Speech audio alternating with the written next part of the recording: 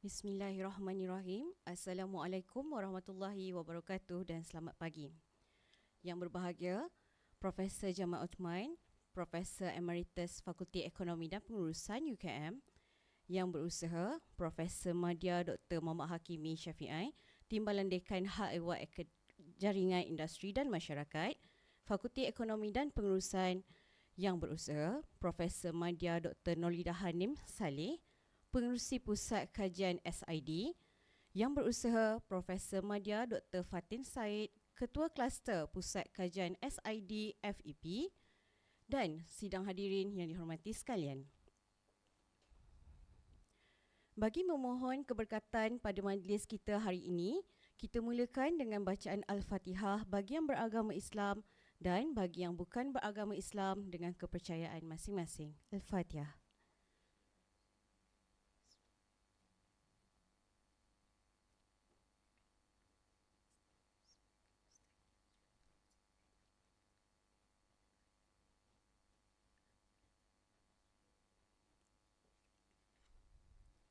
Selamat datang diucapkan kepada semua yang hadir ke sesi perkongsian yang berbahagia Profesor Jamal Uthman, Profesor Emeritus FEP yang dianjurkan oleh Pusat Kajian SID bersama Akademi Profesor Malaysia.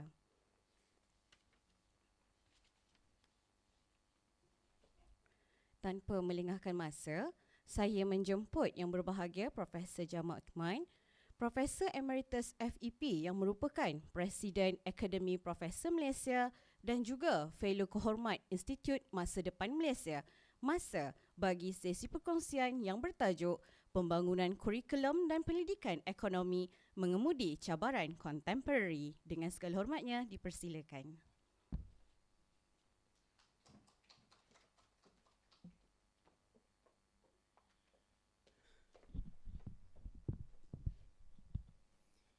Terima kasih Puan Moderator, Puan Husnia. Ya. Husna. Ya.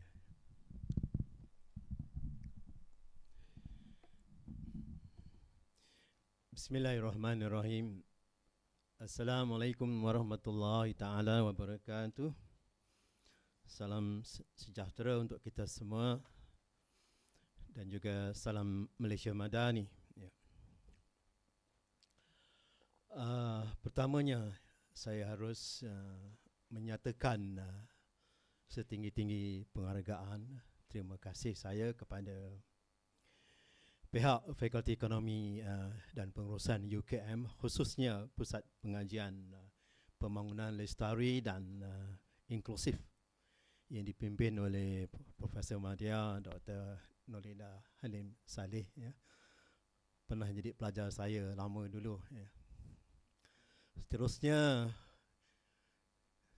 tidak kurang rasa penghargaan saya, bahkan yang lebih tinggi, lebih aula kepada Al-Ustaz Profesor Madya Dr. Hakimi, ya, selaku Timbalan Dekan Fakulti Ekonomi dan Pengurusan.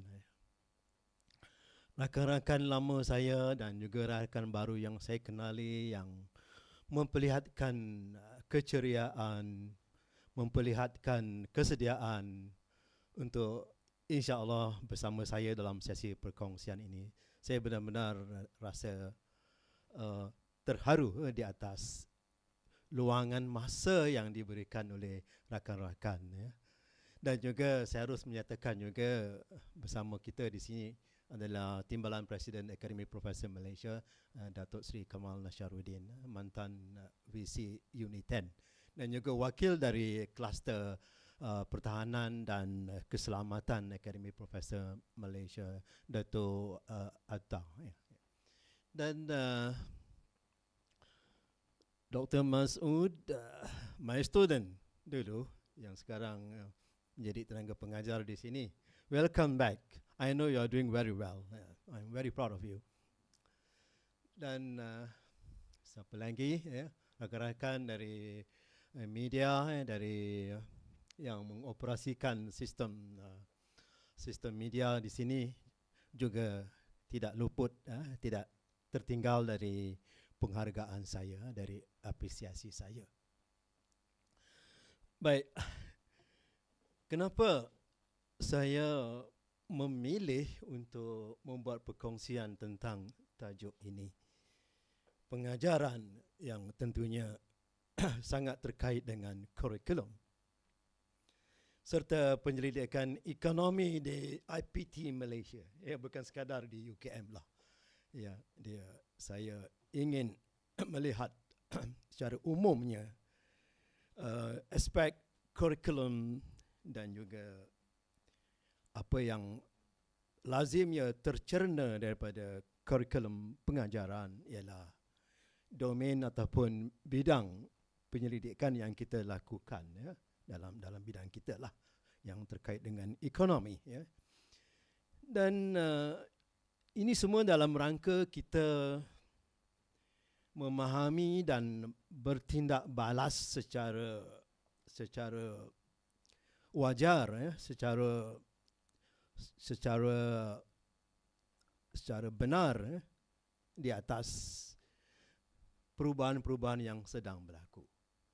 So we are seeing a lot of changes in front of us, and whether or not we have been responding to that changes adequately, particularly in how we have been able to fine-tune our economic curriculum, whether or not we have been able to realign our economic curriculum in our teaching, in the way we impart those knowledge to our students as our future leaders, and how those changes, how the dynamics that we are seeing now have been translated into the kinds of priorities in our research.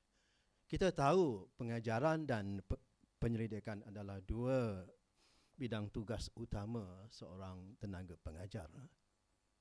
Ya, adalah bidang-bidang lain, bidang-bidang tugas yang lain, seperti extension, konsultansi, penyeliaan pelajar dan sebagainya. Tapi the core task remains teaching and research.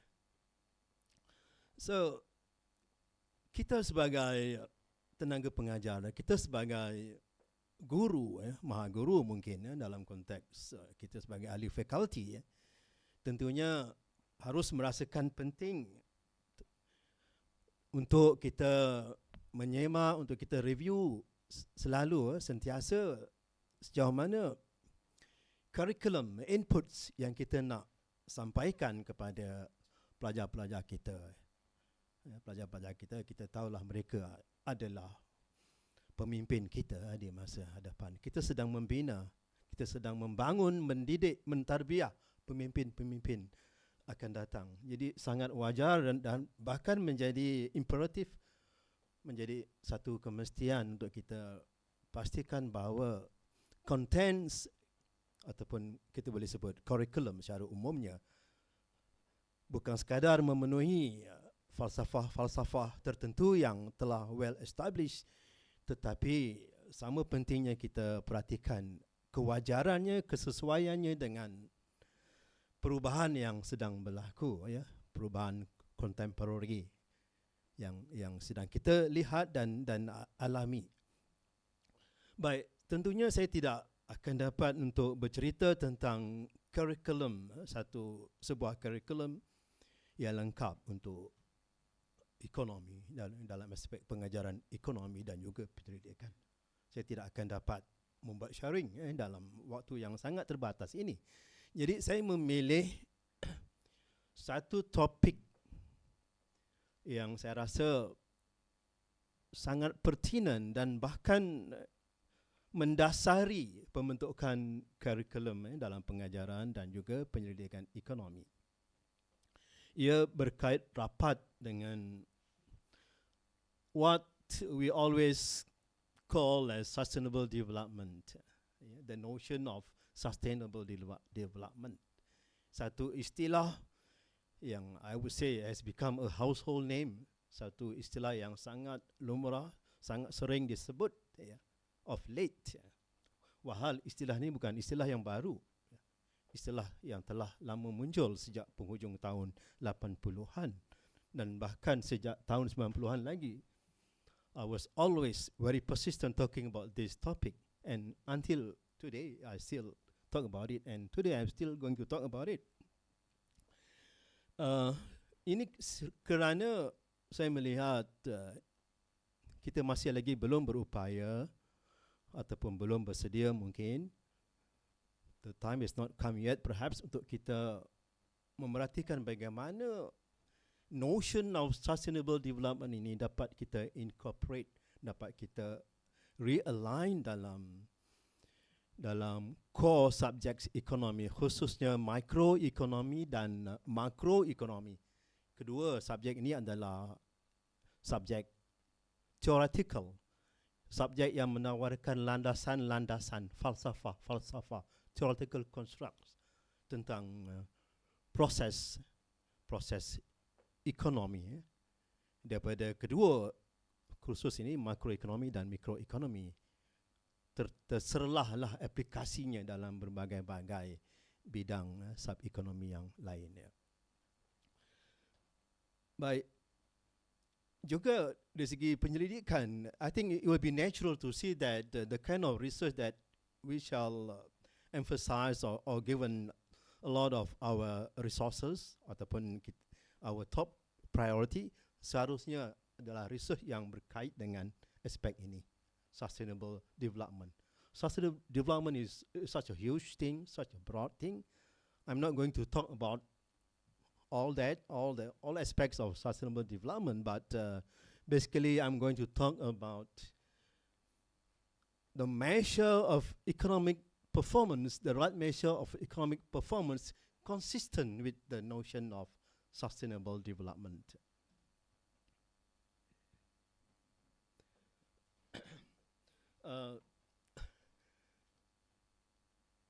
This particular slide that I'm showing is an abstract from the journal Academica. It's a UKM-owned journal, a local journal.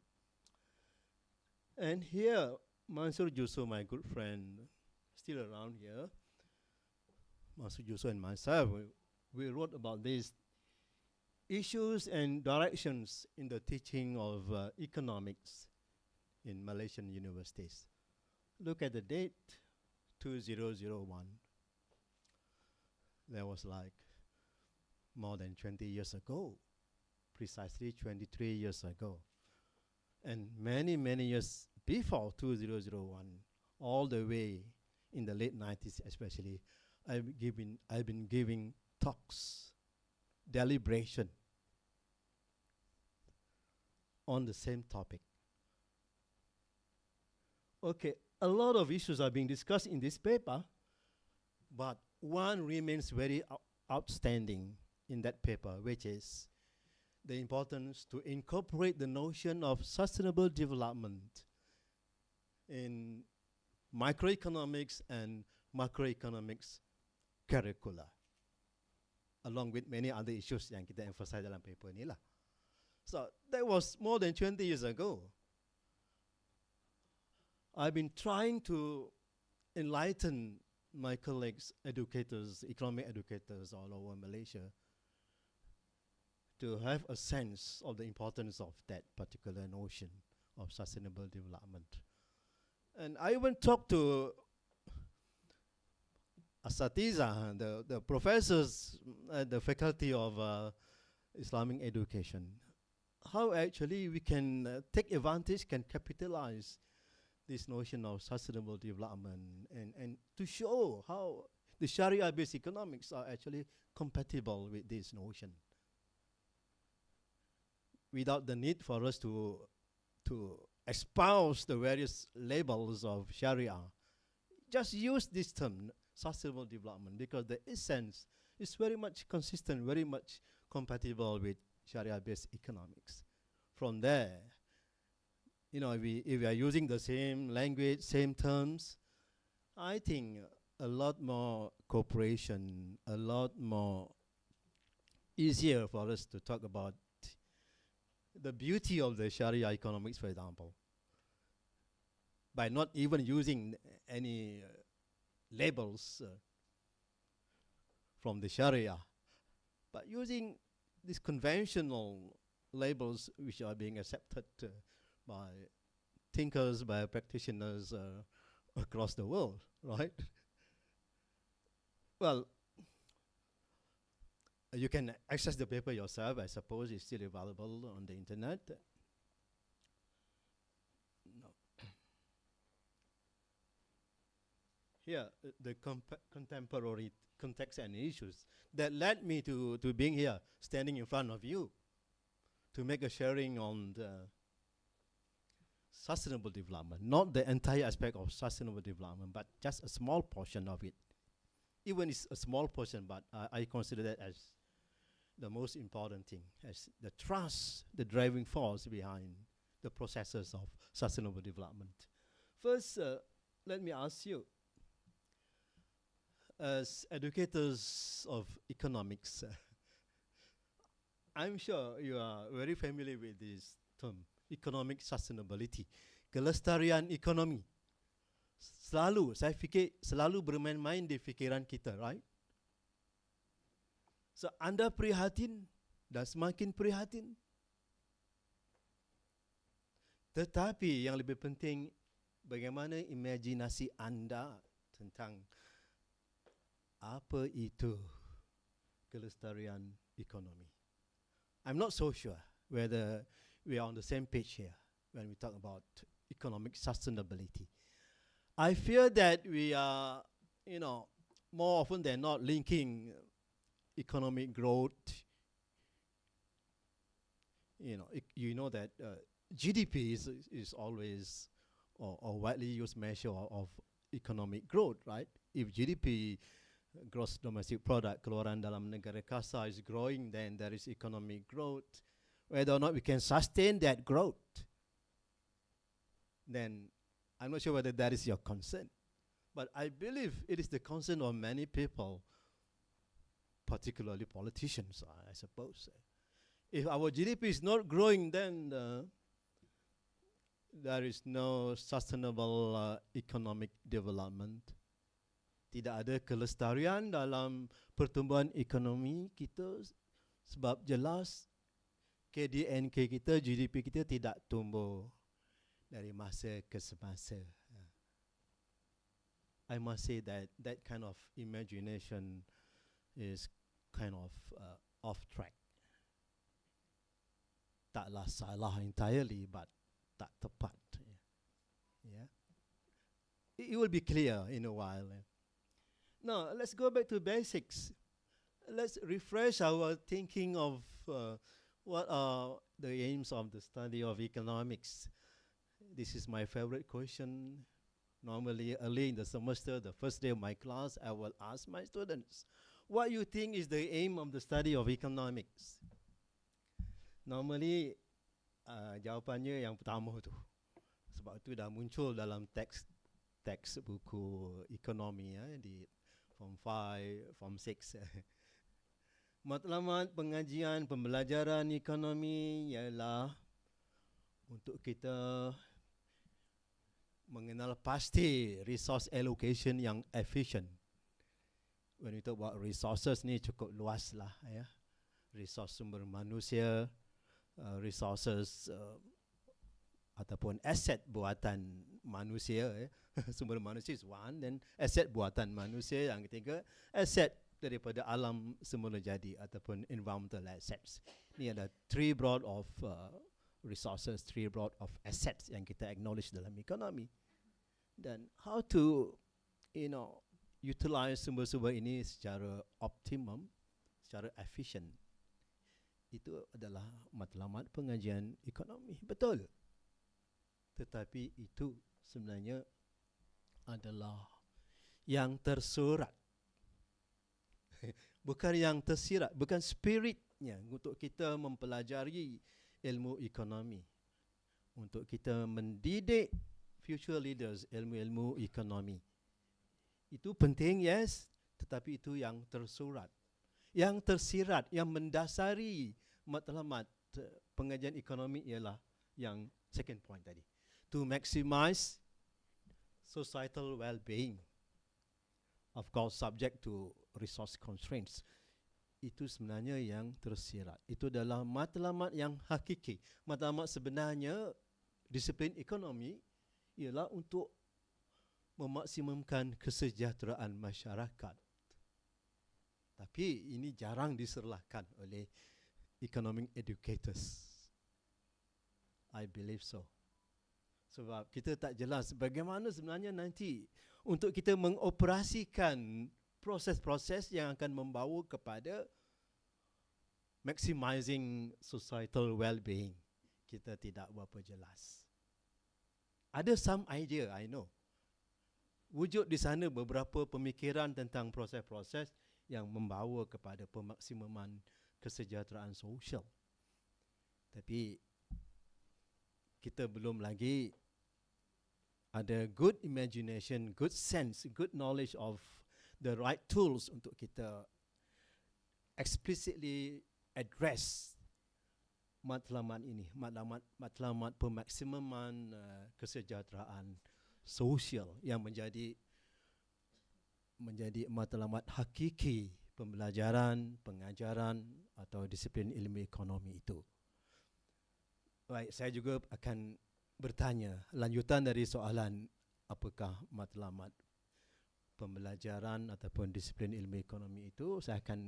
Biasanya saya akan tanya, adakah di sana terdapat matlamat yang lebih mulia, yang lebih besar selain daripada matlamat untuk memaksimumkan kesejahteraan masyarakat yang boleh difikirkan oleh manusia?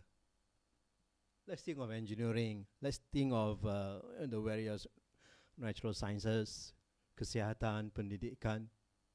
Ada tak penyataan yang sebegitu secara rasmi dalam penyataan matlamat pengkajian ilmu-ilmu, domain-domain ilmu ataupun bidang ilmu masing-masing? Adakah termaktub matlamat yang begitu? Walaupun saya percaya memang itulah sebenarnya matlamat pelbagai bidang ilmu yang kita establish, yang kita ajarkan kepada kalangan manusia lah, pelajar-pelajar kita, masyarakat. Memang mungkin tersirat tapi tidak termaktub secara rasmi bahawa kita ingin memaksimumkan kesejahteraan masyarakat. Setuju dengan saya? Mungkin tidak. Kita mungkin lupa bahawa di sana teologi, teologi ilmu agama, mereka bukan sekadar ingin mensejahterakan manusia di muka bumi, bahkan beyond that, sehingga yaumul akhir, kan? So, taklah benar kalau tidak ada di sana bidang ilmu yang mempunyai penyataan matlamat yang lebih mulia. Ada. Kita dalam bidang ekonomi memang begitu juga hasratnya, tapi lazimnya secara praktiknya kita membataskan proses-proses mensejahterakan masyarakat dalam level kehidupan kita di muka bumi inilah. Tapi insya-Allah jika kita makmurkan kehidupan di muka bumi ini, insya-Allah ia juga adalah bahagian dari ibadah am yang akan membawa kita juga kepada kesejahteraan di akhirat. Tidak lari juga daripada bidang teologi. Apapun, a very pertinent question dalam konteks perkongsian saya ialah yang ketiga tu. Do we have the right conceptual and analytical tools? You talk about social well-being. Normally as economists, you will always think of what? What is social welfare? Well-being is welfare di sini. Normally you will think about consumer surplus, which is welfare attributed to the consumers. You will think about producer surplus, which is welfare attributed to producers. This is basically the main domain of well-being masyarakat lah. It's consumer surplus plus producer surplus. Yes, ia adalah kayu ukur yang boleh digunakan dengan baik untuk mengukur kesejahteraan masyarakat. Tapi dalam konteks cabaran yang kita hadapi sekarang, consumer surplus dan juga producer surplus sangat-sangat tidak memadai untuk kita serlahkan sebagai driving force untuk kita menangani pelbagai masalah, pelbagai tantangan, cabaran yang berkait dengan apa. Now you are talking about green economy, circular economy, isu climate change, What else? Isu-isu keterbatasan tenaga yang fossil based. You are moving into renewable energy, and more importantly, you are not talking about kesejahteraan masyarakat sebagai impian, sebagai satu yang ingin kita realize. So kesejahteraan masyarakat menjadi satu yang sangat mendasar sekarang ni. The in thing that should drive whatever we do in our teachings and research must be directed towards kesejahteraan masyarakat. Sebab kesejahteraan masyarakat adalah matlamat. Yang lain-lain termasuklah notion, konsep pembangunan lestari, circular economy, green economy, penanganan isu-isu climate change, semua ini adalah processes, alat-alat saja untuk membawa kita pada kesejahteraan masyarakat. Now let us look whether or not we have the right tool to measure well-being, dan akhirnya by having the right measure, ia akan terserlah dalam kurikulum kita, sehingga kita akan bercakap tentang itu selalu dengan pelajar kita, dan sehingga dia juga mencorak bentuk penyelidikan ekonomi kita. Kita akan sentiasa kaitkan research kita dengan sama ada ia akan membawa masyarakat, negara and sejagat kepada kesejahteraan.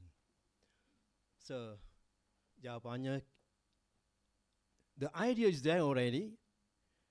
Teori construct dah lama muncul sebenarnya, sejak tahun-tahun 90-an, bahkan hujung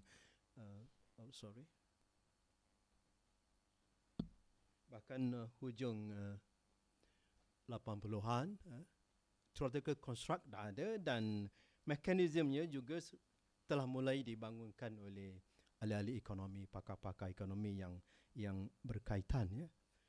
Tetapi malangnya, as I see it, seperti yang saya amati, sehingga sekarang kayu ukur KDNK, Gross Domestic Product, keluaran dalam negara kasar, masih menjadi mainan di bibir kita tentang prestasi ekonomi, tentang kesejahteraan masyarakat. Semuanya dikaitkan dengan sama ada KDNK kita, GDP kita tumbuh atau tidak saban tahun, setiap tahun. Kalau ia tumbuh secara positif, apalagi kalau tumbuh dengan tinggi, kita kaitkan dengan realiti, dengan pemahaman bahawa ekonomi kita is progressing, is developing good. Dan malangnya kita kata juga bahawa ia turut membawa bersama tahap pembangunan dalam konteks kesejahteraan masyarakat. So economic growth as reflected by GDP tend to be associated with the growth in well-being, the growth in prosperity, as well as we can say genuine progress. We think that GDP growth reflects genuine progress, and that's not the right thing. Ini menjadi penekanan sharing saya. Panjang sikit lah, mukadimah dia, prelude dia agak panjang. But I wanted to be slow and steady supaya rakan-rakan semua dapat digest pemahaman tentang topik ini, topik yang sangat penting ini, ya. Dan saya sentiasa bersama fakulti, bersama anda semua. Kita bila-bila saja boleh meneruskan sesi perkongsian ini dengan topik-topik yang lebih terperinci. Sebab tu saya tekankan banyak, saya ambil banyak masa untuk memberikan penjelasan, pencerahan tentang prelude kepada topik pengukuran prestasi ekonomi yang betul, bukan sekadar yang praktikal, ya, tapi dia betul reflect genuine progress kita. Nah, satu paparan berbagai indikator yang sangat lazim kita gunakan, ya. Di sini yang mendasari figure ini adalah pertumbuhan GDP kita. Pertumbuhan Melayunya kadar keluaran dalam negara kasar lah. So bear in mind, the word kasar tu apa sebenarnya? Gross tu apa? Domestic product kita mungkin faham kan? Tapi kenapa ada the term gross tu? Ada implikasi dia. Tapi sayangnya kurang diserlahkan. Well, berbagai-bagai indikator makroekonomi yang sangat penting yang menerangkan berbagai-bagai polisi ekonomi kita over the years sehingga tahun 2018 ya, 2018. But anda semua boleh extend lagi lah kalau minat dengan grafik yang typical inilah. But apapun analisis kita tentang berbagai-bagai macro policies kita ya, termasuk dasar-dasar yang dasar-dasar pada era 80-an, 90-an ya. Apapun dasar-dasar ekonomi yang kita berminat mengkaji, pada akhirnya apa? Pada akhirnya ia is anchored with GDP, dikaitkan dengan GDP growth kita. How various policies like the private public sector partnership, import substitution, look is policy, heavy industry policy, dan berbagai-bagai lagi policy makro yang lain. Akhirnya kita kaitkan dengan how those policies affect the GDP of our country. So jelas di sini kita sangat tertagih, sangat addicted untuk mengaitkan semua dasar ekonomi kita dengan prestasi as reflected by our GDP measure. I'm not saying GDP is not useful. It is very useful, extremely useful. It is a standard thing to use to reflect economic performance, yes, but just economic performance. Dia tidak mampu, tidak dibentuk daripada awal. It was not designed to capture well-being. Dan sayangnya kita kaitkan dengan well-being akhirnya. Sebab kita belum pernah ada deliberasi yang strong dalam kurikulum kita, dalam teori-teori mikro dan makro kita. Bagaimana kita nak incorporate aspek well-being. Di mana letaknya well-being itu dalam konteks pembentukan kurikulum ekonomi. Yang dekat adalah so-called social welfare, consumer surplus and producer surplus. Dan kita boleh bentuk berbagai notion of well-being yang lain untuk berbagai interest group lah. But konsep yang sama remains, konsep yang mendasari consumer surplus and producer surplus remains. This is quite technical, but economic educators, these are familiar things. Anyway, the point here is kita masih lagi tertagih untuk mengaitkan pelbagai dasar-dasar ekonomi kita dengan GDP growth akhirnya. Right.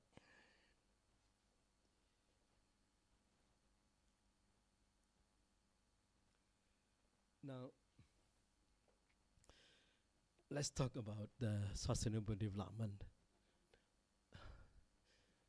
yang menjadi highlight of my sharing with all of you today. And this graph is, I think, is something yang all of you are very familiar with already. Yeah, it's been around for so many years, I think for more than 2 decades.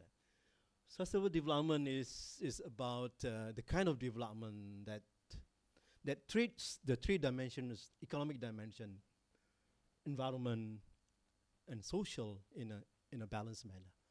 No one dimension is more important than the other. All are equally important. Okay, but in the end, each dimension, economic, environment, and social, they are, a vast kind of topic.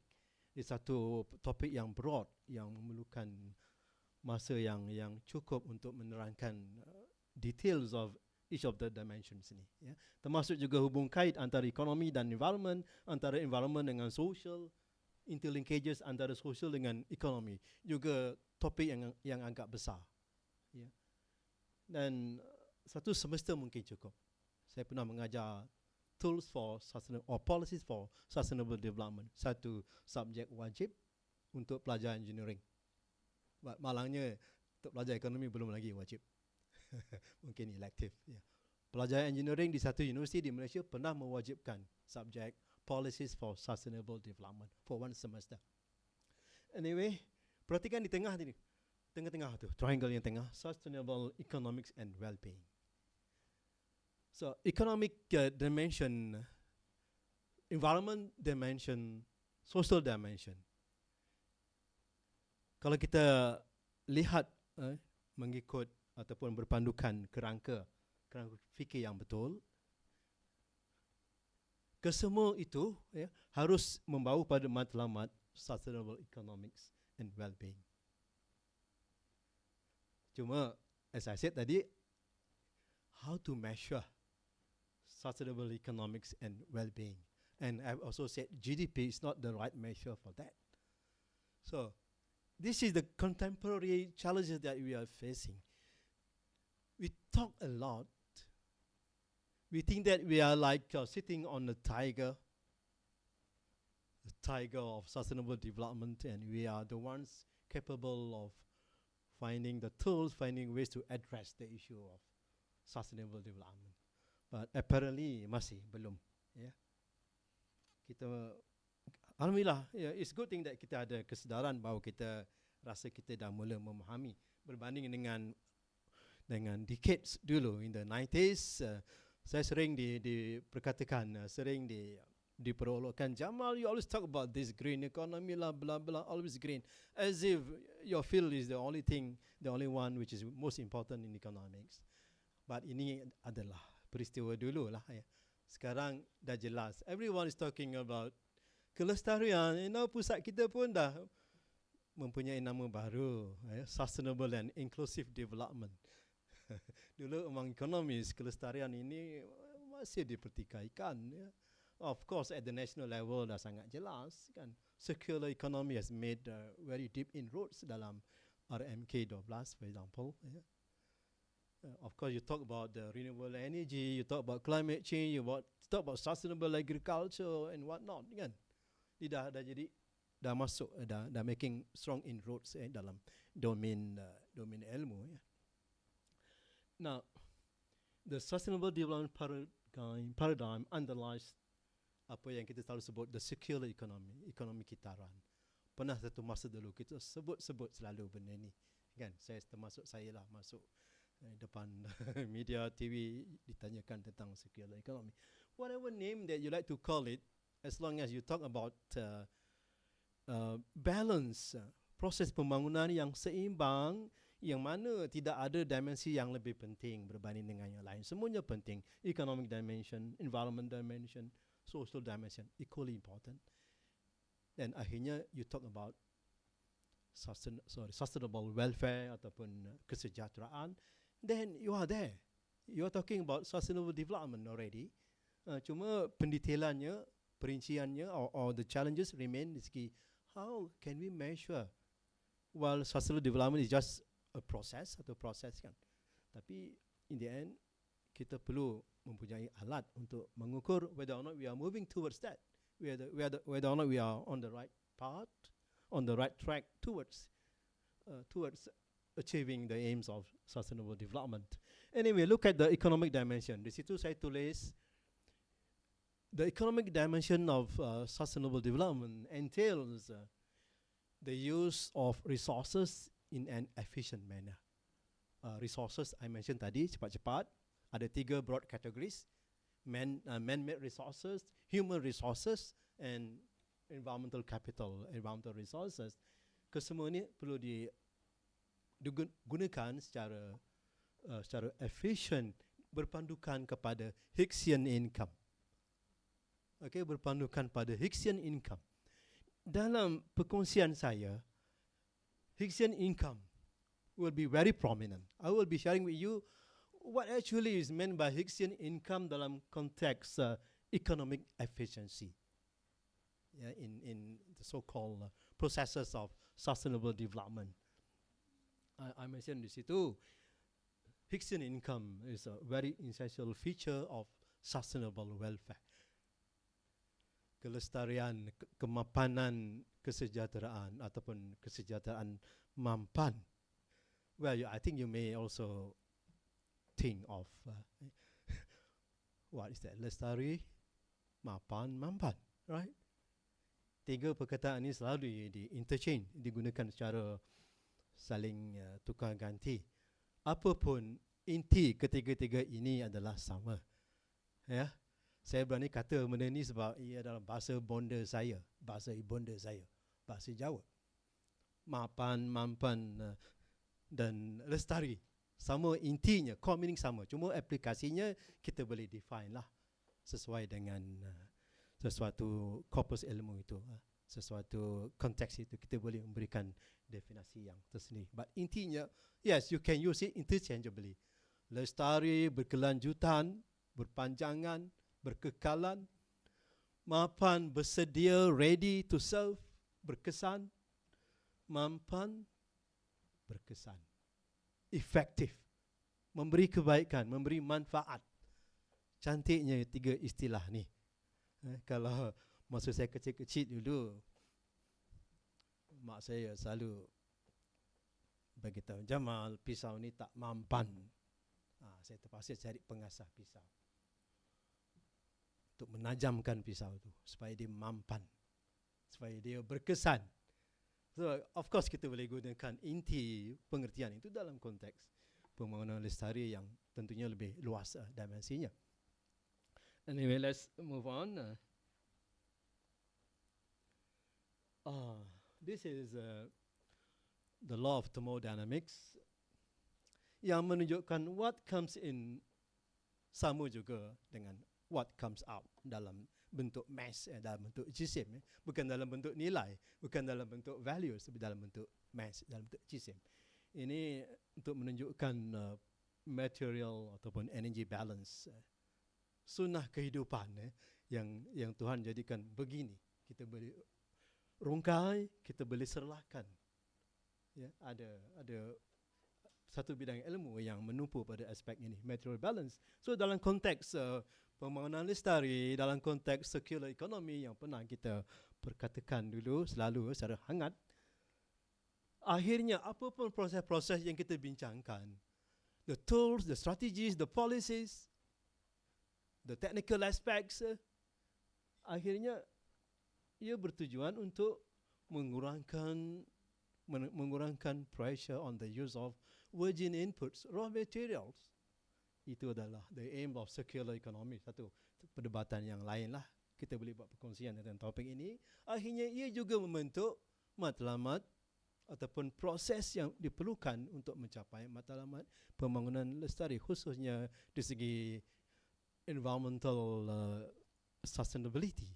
Akhirnya kita perlu memikirkan tools, policies, technologies yang boleh menekan to help reduce the pressure on the use of virgin inputs.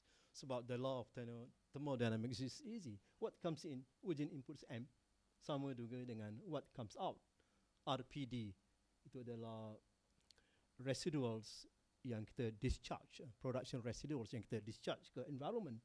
Dan RCD, bawah tu adalah consumption residuals yang kita discharge to the environment. Dan of course between the two, between the use of virgin inputs dan discharge to the natural environment, ada proses-proses production and consumption lah. But the point here is, you cannot go away, you cannot run away from talking or from associating any kind of new paradigm in economic thoughts, which is what we are seeing now, ekonomi madani termasuk, of course. Just any name, if you really look at it, you observe it, it won't be very far. In fact, it's about the same, or if not the same as that of sustainable development. Okay. Now, sustainable development requires us having the right measure. This is where economic educators perlu perhatikan. We haven't got the right measure because it has not made inroads into our curriculum yet. Kalau berlaku, itu adalah inisiatif educators, inisiatif academics pensyarah masing-masing. Bukannya berlaku secara institution. timbalan dekan atau pendekan mungkin belum sampai ke tahap memastikan bahawa hey, you are teaching this macroeconomic, you are teaching this microeconomic, make sure that this dimension is being incorporated in your curriculum. Rasanya belum sampai ke peringkat macam tu. But initiative individual saya lihat sudah mula kelihatan. So ini pernyataan daripada Nobel laureates, Nobel Memorial Prize in Economic Science, Professor Joseph Stiglitz. What he said here, what is being quoted, GDP tells you nothing about sustainability. What you measure affects what you do. Apa kita ukur, dia akan mempengaruhi sikap kita, mindset kita, dan akhirnya tindak perilaku kita. Ya, apa yang kita nak ukur tu, dia akan beri kesan kepada perilaku kita dalam berbagai aspek lah. Dalam konteks kita sebagai akademik pun sama. Apa yang kita ukur tu ni memberi kesan kepada bentuk curriculum, bentuk emphasis research kita, apa yang kita tekankan ya bila kita berkomunikasi dengan berbagai-bagai stakeholders kan. Further, if you don't measure the right thing, you don't do the right thing. Kalau kita tidak mengukur benda yang betul, benda yang sepatutnya kita ukur, kita bercakap tentang kesejahteraan, which is something yang betul, tapi kita mengukur benda lain. Sebenarnya pada hakikatnya kita tidak melakukan sesuatu itu dengan betul. So apa yang kita ukur semestinya betul. Semestinya konsisten dengan apa yang kita kehendaki.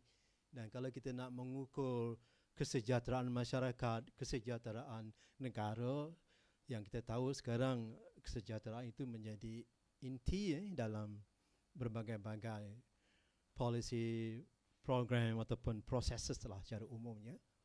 Kita nakkan masyarakat yang sejahtera, individu yang sejahtera, keluarga yang sejahtera, negara yang sejahtera. So we must have the right tools to measure that. Dan sayangnya kita belum ada the right tool yang tepat, ya. Yang partially tepat bolehlah kita sebut. And GDP malangnya masih lagi dijadikan alat untuk kita mengukur kesejahteraan. Dan apa yang berlaku, proses-proses, policies, strategis yang kita fikirkan, akhirnya dia tidak membawa pada kesejahteraan. Kalau kita mengukur GDP kita tahu mengukur saiz sebuah ekonomi untuk jangka masa setahun. Kan, nilai output barangan dan perkhidmatan for 1 year. And that's the right measure to measure economic size lah, economic outputs, but it's not the right measure to measure kesejahteraan. So dalam konteks pemandangan lestari, dalam konteks kesejahteraan masyarakat dan negara, kita sebenarnya tidak membuat kerja yang betul. Ini quote and quote lah, kerja yang betul ni boleh dibahaskan tentunya. Ya, dia tak salah tapi kurang tepat. Hanya kerana kita belum memiliki alat yang tepat, alat yang sesuai. Now let's go through that. Sepintas lalu tentang GDP lah. Ni bukan untuk rakan-rakan dari bidang ekonomi tentunya. Untuk rakan-rakan dari luar bidang ekonomi, ada 3 cara untuk kita mengukur GDP, Gross Domestic Product, ya. Value added approach, income approach dan expenditure approach. Ini Dr. Nasir sangat fasih tentang topik ini tentunya. Nah, perhatikan expenditure approach, the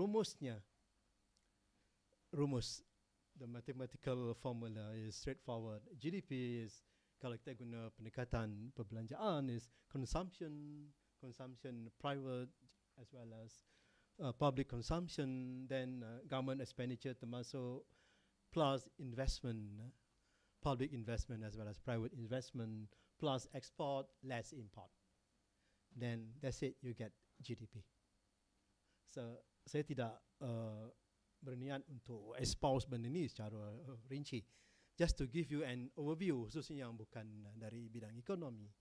Inilah rumus untuk kita mengukur GDP sesebuah negara, nilai output barangan dan perkhidmatan sebuah negara untuk jangka masa setahun. Kalau pendekatan perbelanjaan, if you have C consumption figures, you have G figures, you have I, you have E and M, and those figures of course come from kita punya authority yang diberikan mandat, which is our Jabatan Perangkaan, DOSM, Department of Statistics Malaysia. DOSM adalah authority dia dalam mengumpulkan data-data GDP, ya, untuk digunakan oleh pelbagai agensi yang lain lah, BNN, Kementerian Kewangan, Kementerian Ekonomi. Anyway, saya tidak bercadang untuk membahas secara rinci, tetapi nanti kita boleh kaitkan dengan rumus yang asas ni. Kita akan selalu kaitkan dengan rumus yang asas ni. But for the time being, just ingat, GDP expenditure approach is just C plus G plus I plus investment, I investment plus export less import. Ini yang paling basic. Now, this is the thing that I wanted to share with you. Kelestarian, not kelestarian, but kesejahteraan lestari, sustainable welfare dari sudut ekonomi at the national level. I wrote it secara compact. Begini, SW adalah sustainable welfare. Ada subscript T. T reflects time T pada tahun semasa. Tahun ini, tahun depan, tahun akan datang, dan seterusnya lah. Now, HI is national income. Di sini, national income is not GDP, not GNP, but Higgsian income. This is the core thing here. National income is, dalam konteks sustainable welfare, is Higgsian income at time T. CT, seemingly dia macam consumption, but yes, it's consumption, but only welfare generating consumption is being captured here. Consumption yang tidak welfare generating, for example, alcohol, beverage. I know ada moral issue di sini, ada normative debate di sini, but generally kita anggap this sebagai not welfare generating lah. Tobacco, ada moral argument, ada normative debate di sini. I understand, but generally tobacco consumption is not welfare generating. Dan banyak lagi activities ataupun proses-proses consumption yang lain yang masuk dalam GDP, you spend on many other activities yang not welfare enhancing but terangkum dalam GDP. But di sini kita hanya capture yang welfare generating activities saja ataupun welfare generating consumption at time T. Dan ZT, all these SW, HL adalah just symbols, kan? ZT reflects production of non-marketed goods and services at time T. I use the term non-marketed goods to reflect the production of goods and services which are not captured in the traditional market.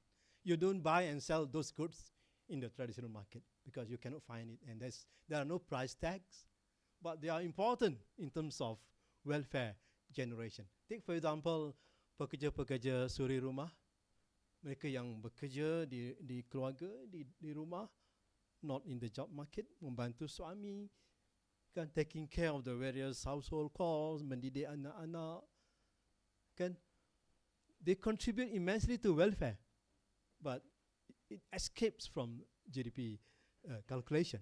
So ZT captures that element, that vector, production of non-marketed goods and services at time T. Then DI is index, income distribution index, distribution of income distribution index lah, basically. And I will enlighten you how each of these can actually be captured dalam pengukuran sustainable welfare. But let me start dulu dengan concepts. I like to think of myself as someone yang always start doing anything literally with a good conceptualization of what we are going to do. apa saja.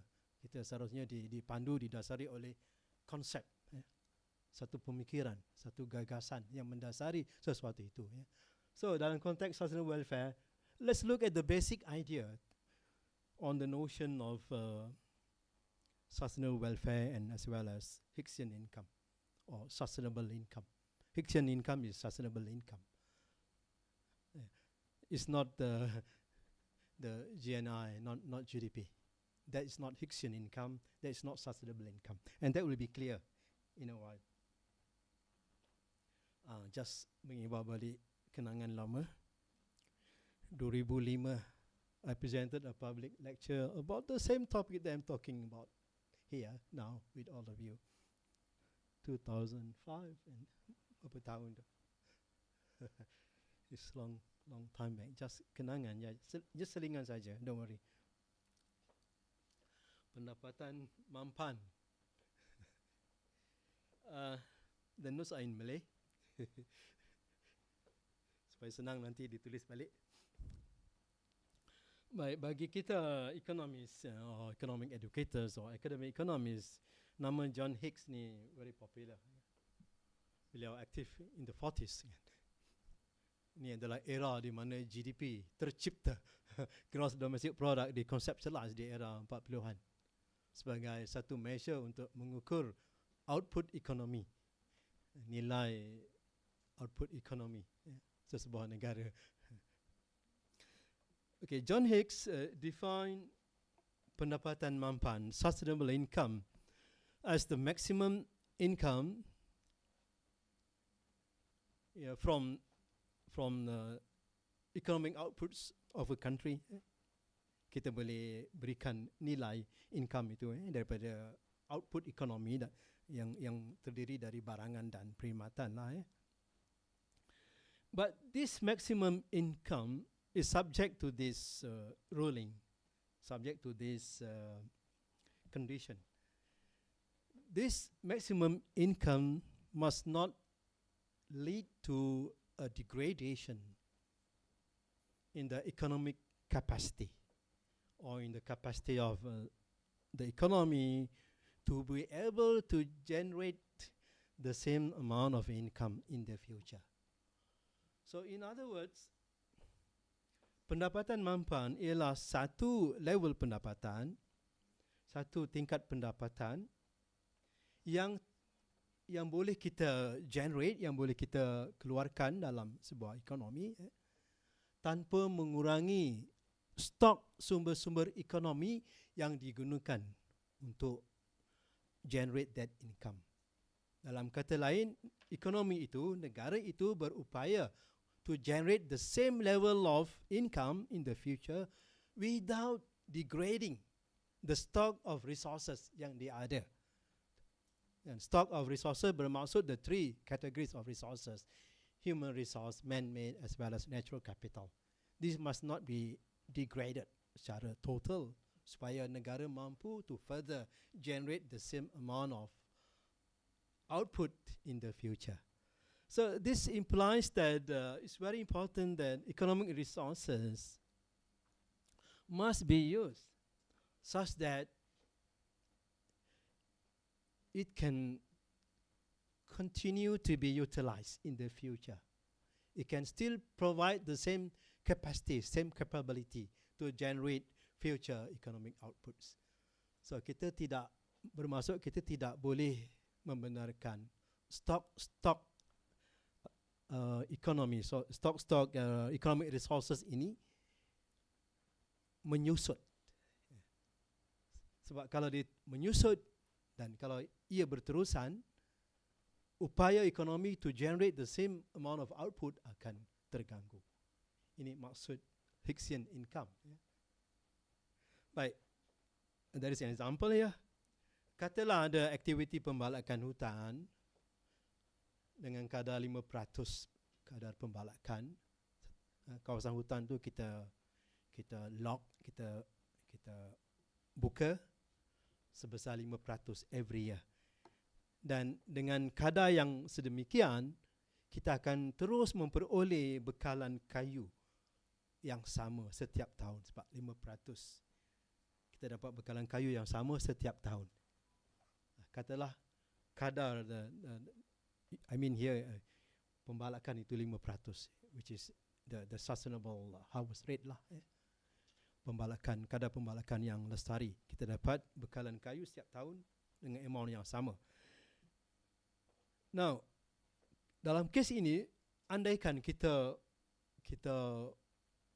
naikkan kadar pembalakan tadi kepada katalah 7%, 10%. Tentunya kita akan dapat lebih banyak pendapatan, right? Sebab kadar pembalakan lebih tinggi daripada kadar pembalakan yang lestari. Okay?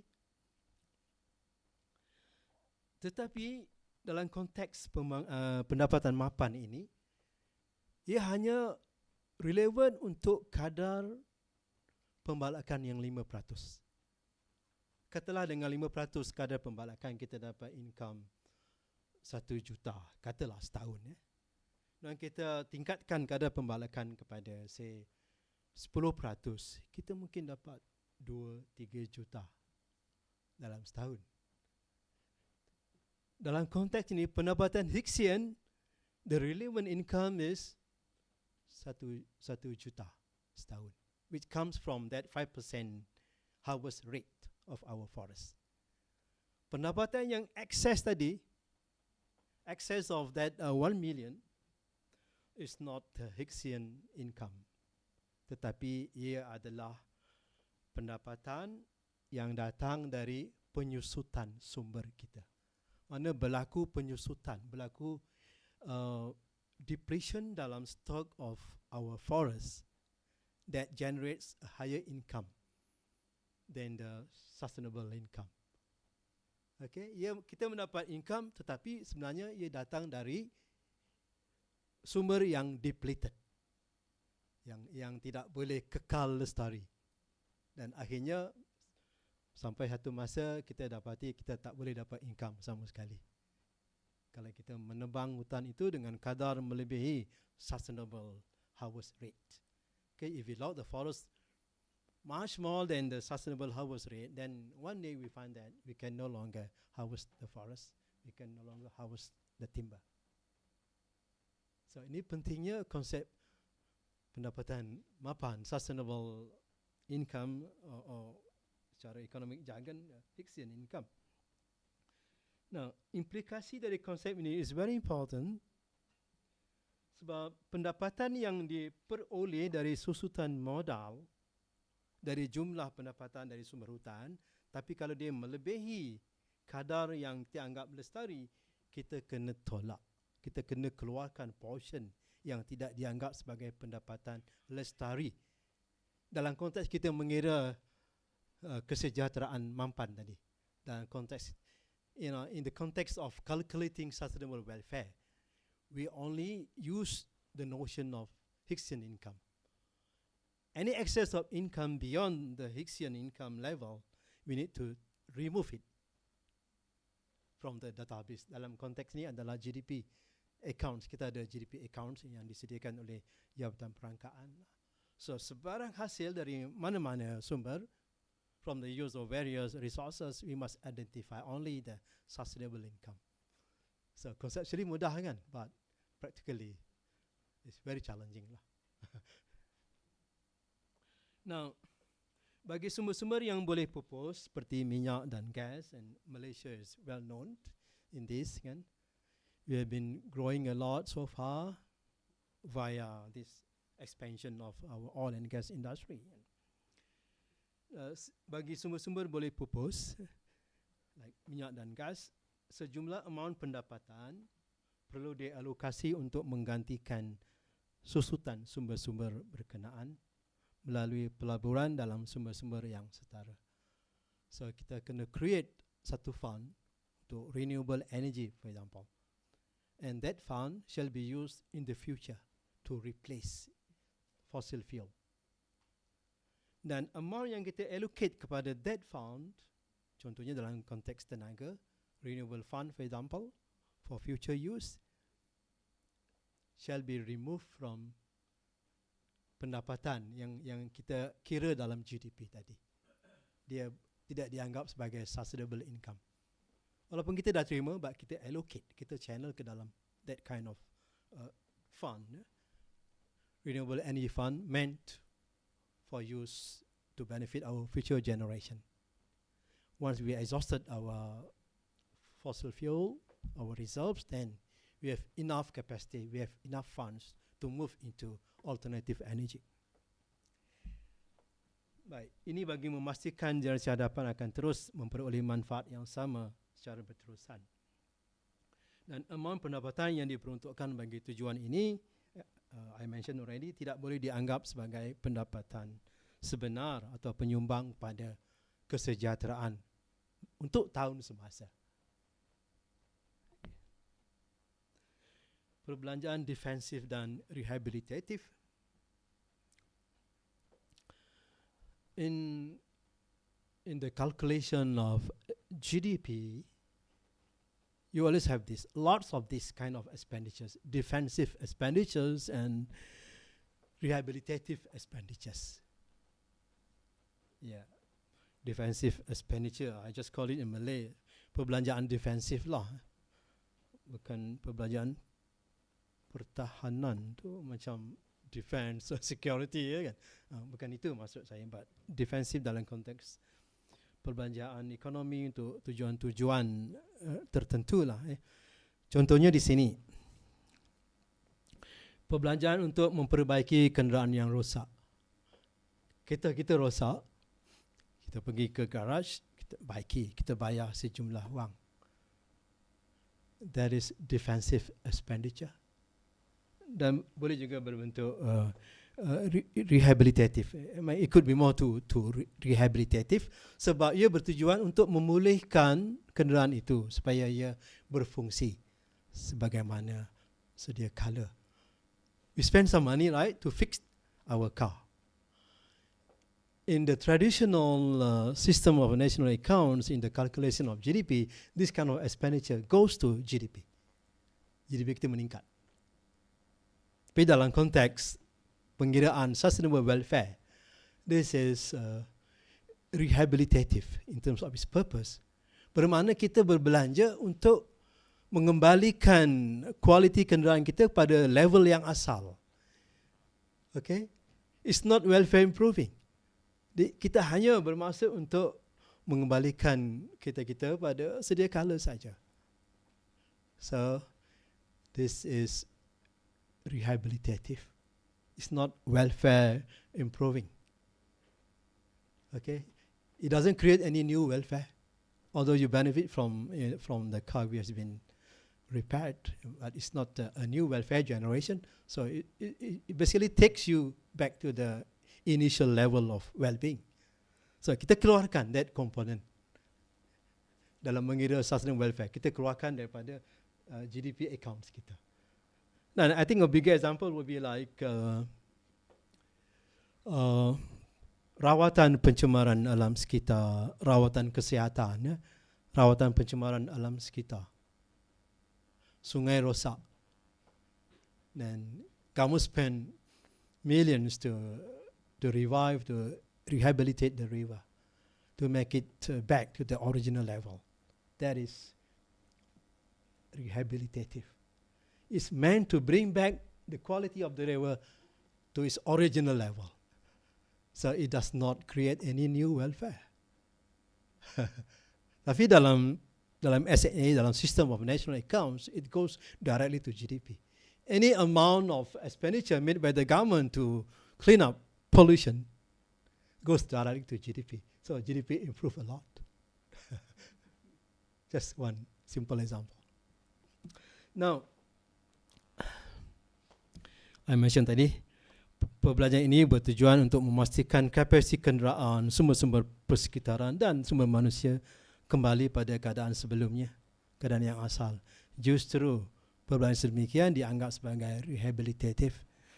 Baik, output yang dihasilkan dari perbelanjaan sedemikian pada asasnya bertujuan mengekalkan daya produktiviti sumber berkenaan pada tingkat asal atau baseline. Dalam kata lain, dia tidak berlaku pembentukan atau peningkatan dalam kesejahteraan. dari perbelanjaan rehabilitatif. Baik, how many penjara kita ada? How many prisons in Malaysia?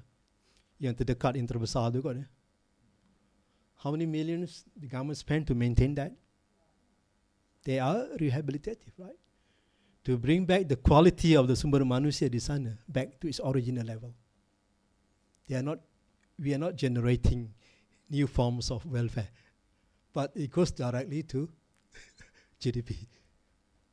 Bayangkan setiap tahun kita bina 10 penjara yang sebesar Kajang atau Sungai Buloh. It goes directly to GDP. But you know, penjara is meant for what? It's not for welfare, new welfare formation. It's to rehabilitate sesiapa yang berada di situ, to be back to its original level, kembali pada keadaan sedia kala, pada nilai welfare yang asal lah. So what? Kalau kita ada big manufacturer of kunci, safety device, rantainya mangga, ya, katalah kita ada big factory, big exporter of that. Well, GDP meningkat, ekspor meningkat, right? But you know what it's meant for? Dia apa tu? Maybe not rehabilitative lah, more pada defensive lah. Okay? To avoid social cost, to avoid macam-macam lah, untuk memastikan keselamatan kita terpelihara, things like that. But itu adalah defensive. Now I'm going to talk about defensive. Perbelanjaan defensif ialah perbelanjaan untuk mencegah jenayah atau masalah sosial. Termasuk juga perbelanjaan untuk alam sekitar, like projek tempatan banjir. Untuk menghalang banjir dan kesan-kesannya. Itu defensif. Tadi kilang yang produce peralatan keselamatan, mangga, rantainya, whatever device lah. Sekarang ni dah canggih-canggih kan. Itu adalah defensif. Ini bukan perbelanjaan untuk meningkatkan welfare, untuk memastikan welfare kita not degraded in the future, yes. Dan ini juga kita keluarkan dari GDP. Kalau kita nak mengira sustainable welfare, it's meant for our initial welfare to be sustained, that's it. Into the future, not degraded by safety, security issues. Baik. Tidak berlaku peningkatan atau pembentukan dalam kesejahteraan baru dari perbelanjaan rehabilitatif dan juga defensif. Sepatutnya ini adalah paragraf tentang perbelanjaan defensif. Ya. Okay. Now, rasanya kita dah boleh define, kita dah boleh tunjukkan rumus pendapatan mampan. Now we can show already the formula for Hickson income. It's straightforward, just like in the formula for GDP using the expenditure approach. So sustainable income is what? First, kita start dengan premise GDP. Dalam mengira sustainable welfare, kita bermula dengan GDP. Kita tak buat sendiri, kita guna data daripada Jabatan Perangkaan. Kita start dengan nilai GDP, tolak SMBM, susutan modal buatan manusia. Depletion in the stock of man-made capital. Apa dia man-made capital yang jelas, yang evident dalam proses ekonomi? Tanpa capital itu, ekonomi tidak akan tumbuh, tidak berkembang dan bahkan tidak boleh kita keluarkan any economic output. Banyak man-made capital. Jentera-jentera di pelbagai kilang-kilang kita, bangunan, teknologi, termasuklah infrastruktur, jalan raya kita kan. Kesemua sumber ini, man-made capital ini mengalami penyusutan. Every year kan dia semakin kurang berdaya lah, sebab tu perlu kita maintain. Dalam GDP ini terlepas pandang. Kita guna man-made capital, technology, jentera, buildings and infrastructure to generate economic processes. The benefits of that processes, the value of the economic outputs that we generate by using the various man-made capital goes directly into GDP. But apparently, the depletion in the stock of man-made capital, we tend to ignore it. And this is not fair, right? Macam kita paparkan prestasi ekonomi, prestasi syarikat dalam bentuk gross sales saja. You look at, hey, our gross sales have increased over the years, so we are doing well, tanpa melihat expenditure component. Analogies lah. Kemudian look at SMES, susutan modal alam sekitar. We utilize various environmental assets, various environmental resources in order to produce various economic outputs, goods and services. In the traditional SNA system of national accounts yang diguna untuk mengira GDP, the depletion in the stock of natural resources is not being captured. We only consider the benefits generated by using the various stocks of natural resources. What are they? Forest resources, land, agricultural activities. It entails depletion of the topsoils, for example. It entails depletion of our forests, oil and gas, unless they are being utilized sustainably. But the bottom point here, the bottom line is GDP ignores the depletion in the stock of natural resources that we utilize in order to generate economic outputs. So, not fair, kan? The same analogy tadi. Our gross sales reflecting or used to reflect the performance of our company. We ignore the cost side, the cost component. Sepatutnya kita highlight keuntungan, net profit, right? Rather than sales. Bukan sekadar gross profit. Kita highlight gross sales, jualan kita sebagai pengukur prestasi syarikat. So that's not right. Now, kita juga mengeluarkan dari KDNK perbelanjaan rehabilitatif dan juga defensif. Banyak tu. Kena rajin go through the items lah, beribu. Of course, di sini you kena dapat cooperation daripada jabatan dalam perangkaan. Walaupun banyak data dah well published lah. And then you can perhaps membuat estimation pun, tak perlu go through the raw data. You boleh project, you boleh buat estimation. Anyway, saya hanya memaparkan yang general, yang umum. Yes, terusnya. Saudara Syukri. Ya. Yeah. Yang mana? Rehabilitatif dan defensif. Rehabilitatif, perbelanjaan untuk memperbaiki, perbelanjaan pemulihan. Kita keluarkan that component dalam GDP accounts. Now we are talking about bagaimana untuk mengukur, bagaimana mengira the so-called sustainable welfare ataupun kesejahteraan mampan. Itu adalah topik kita sekarang. So this is the way I'm going through it secara perlahan, secara piecemeal supaya you all dapat follow. Yes, kita keluarkan that amount item perbelanjaan yang kita anggap berbentuk defensif dan juga rehabilitatif. Contohnya perbelanjaan consumption out of the pocket untuk health treatment. That's what. It could be rehabilitative, it could be defensive. Bergantung pada health treatment itulah. But that cost yang kita keluarkan, 35% kat Malaysia ni, out of the pocket expenses untuk health treatment. It's very high. Kita keluarkan dari KDNK. Sebab dia hanya berguna untuk mengembalikan kesejahteraan kita ke level yang asal. It's not a new welfare formation. Right, exactly. Yeah. Yes, termasuk jalan raya. Jalan raya berlubang, how you consider that? Di sini I'm not going into details to avoid a number of polemics. Masa sangat terhad, but I'm very ready.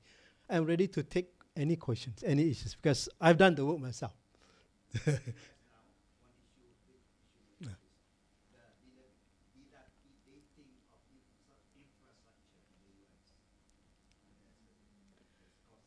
Yeah, that is a much bigger issue than just rehabilitative or defensive. You know, infrastructure like our highways, they contribute to welfare sort of continuous over the years, right? But the biggest chunk of the expenditure is normally the initial expenditure. And that goes directly to the GDP of that year. It's not being spread over the years. Kita kena buat adjustment. Supaya kita capture sahaja the benefit from the use of our infrastructure for that year only. Termasuklah when you purchase a car, it's a durable item, right? You can use for perhaps 10 years or more. In the traditional way of calculating our GDP, the purchase of your car made in that year goes directly to the GDP of that year. But the reality is that you get the benefit from the car over a period of time, let's say 10 years.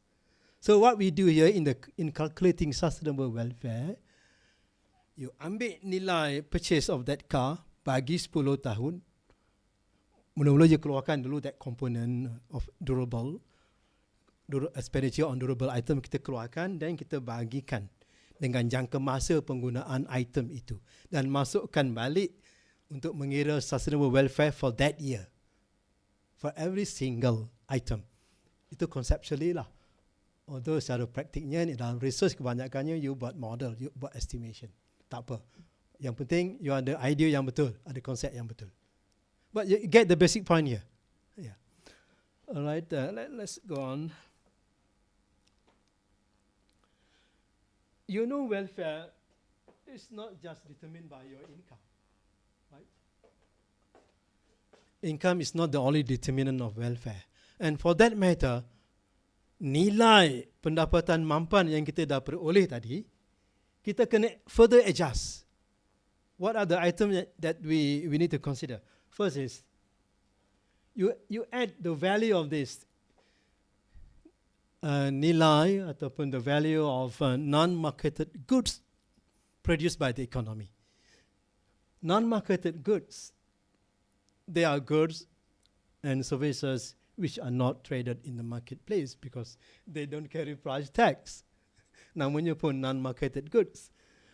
But they are very important in the context of our welfare. Take for example, pekerja keluarga. I mentioned tadi kan, suri rumah.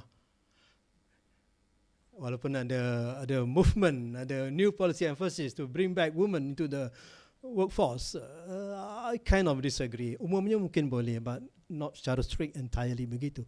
Sebab suri rumah yang di rumah, dia menyumbang secara bermakna kepada kesejahteraan keluarga, in the end masyarakat dan seterusnya negara.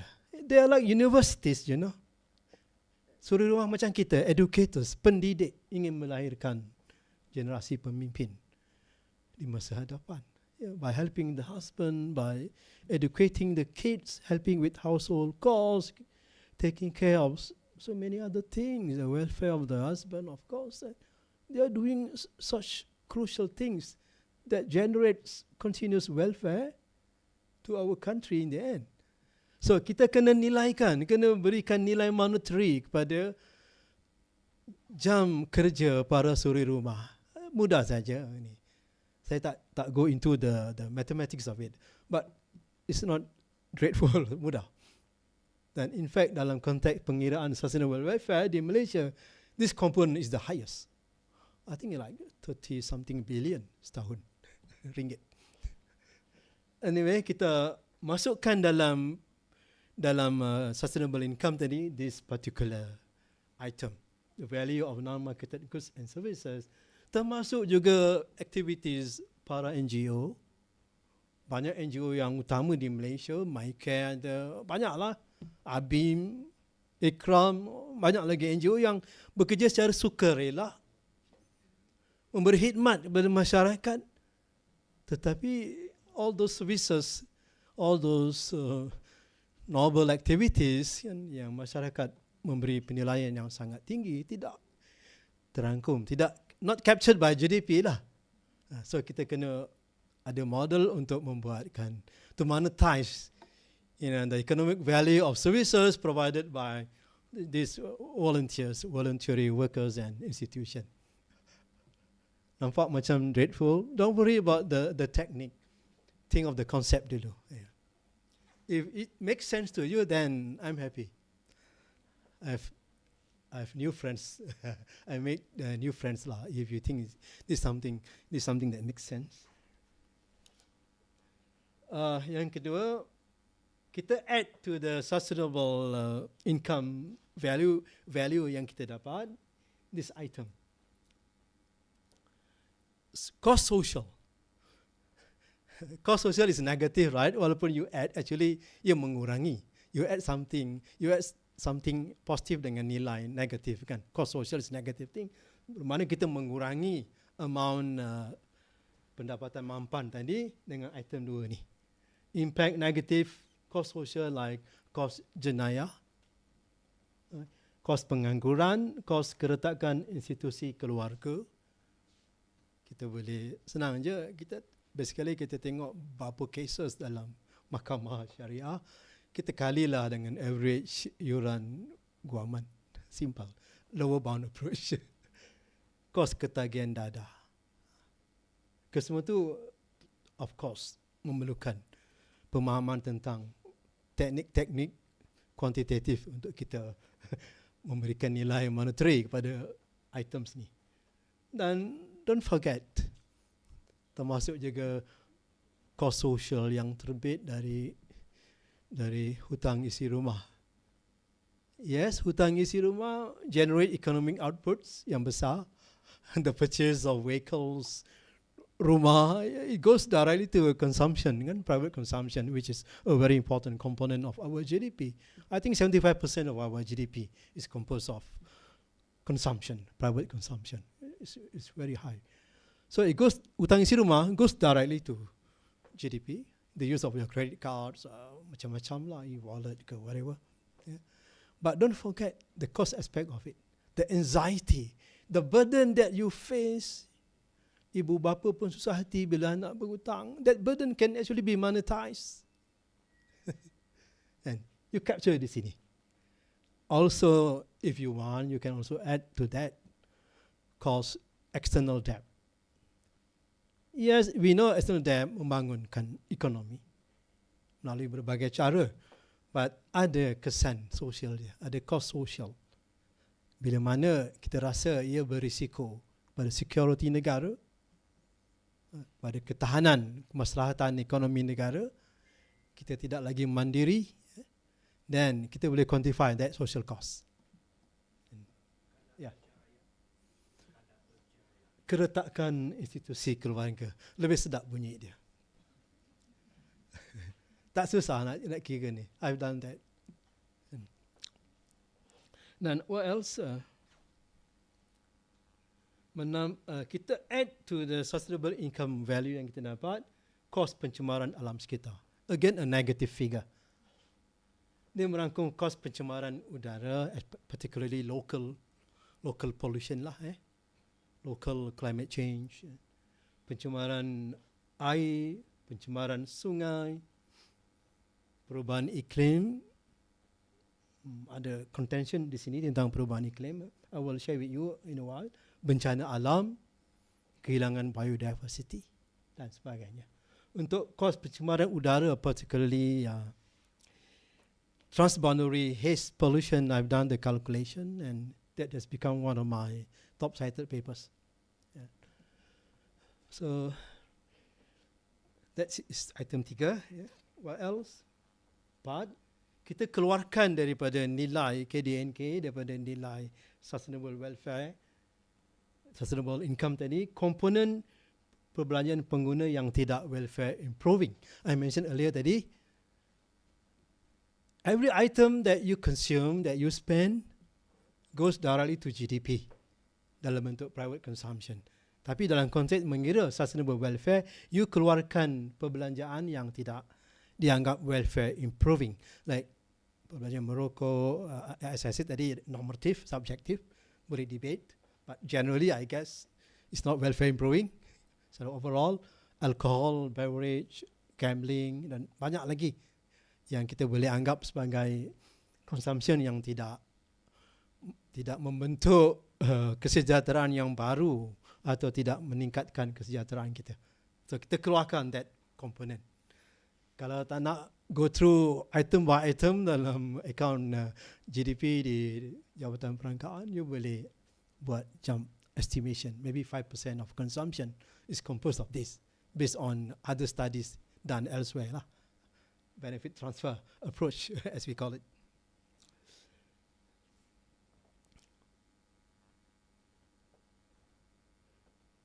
Yang kelima, mengeluarkan nilai manfaat dari penggunaan barangan tahan lama yang tidak diatribusi kepada tahun semasa. A good example is the purchase of vehicle, which is a durable item. It can last perhaps for 10 years. But the entire purchase of yours made by you during that year goes directly to the GDP of that year. So dalam konteks ini, dalam konteks mengira kesejahteraan mampan, satu contoh mudah lah untuk kita senang faham. Katalah kereta tu 30,000 harganya, kita anggap bertahan 10 tahun. So 30,000 bagi 10 tahun, 3,000 setahun kan. So mula-mula kita keluarkan 30,000 daripada GDP dan kita masukkan balik nilai 3,000. Kita assume 3,000 itu menggambarkan manfaat yang kita terima untuk tahun itu. Yang lain tu untuk tahun berikutnya lah. Ini perlu banyak kerja dalam Excel sebab dia is continuous. So it's a moving average thing lah. Maknanya your database need to be really substantive lah. Ini once you dah ada database, then it's a matter of just updating lah.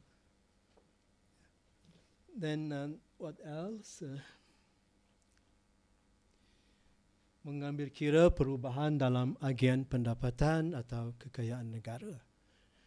You know, like the Gini coefficient, what it is meant for, to capture the disparity in income generation. Kalau dia bernilai 1, normally dia 0 to 1 lah. Kalau Gini coefficient bernilai 1, bermakna is a complete inequality.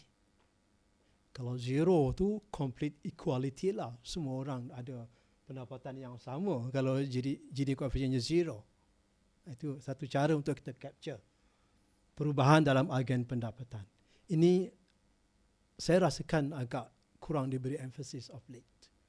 But this is very crucial. I will share with you how crucial this is dalam konteks mengira kesejahteraan mampan. Ada banyak cara lah untuk mengira disparity dari segi income distribution. Gini coefficient is one of it. But I would favor the use of the ratio of median household income over GDP per capita. Kita dapatkan ratio every year, median household income, bagikan dengan GDP per capita dan kita tengok annual growth dia. Itu saya rasa lebih meaningful daripada Gini coefficient untuk kita capture this disparity in terms of income distribution. Okay. So di sini saya tak tulis mengeluarkan atau menambah, perhatikan, but mengambil kira. But it's not being added to ataupun taken away. But kita membuat adjustment. I will show you how that is being incorporated. Now, I want to have some mention about kos perubahan iklim dan bencana alam. It was mentioned kan di sini. Item nombor 3 itu ada komponen perubahan iklim dan bencana alam. But just a little bit of enlightenment. Yeah.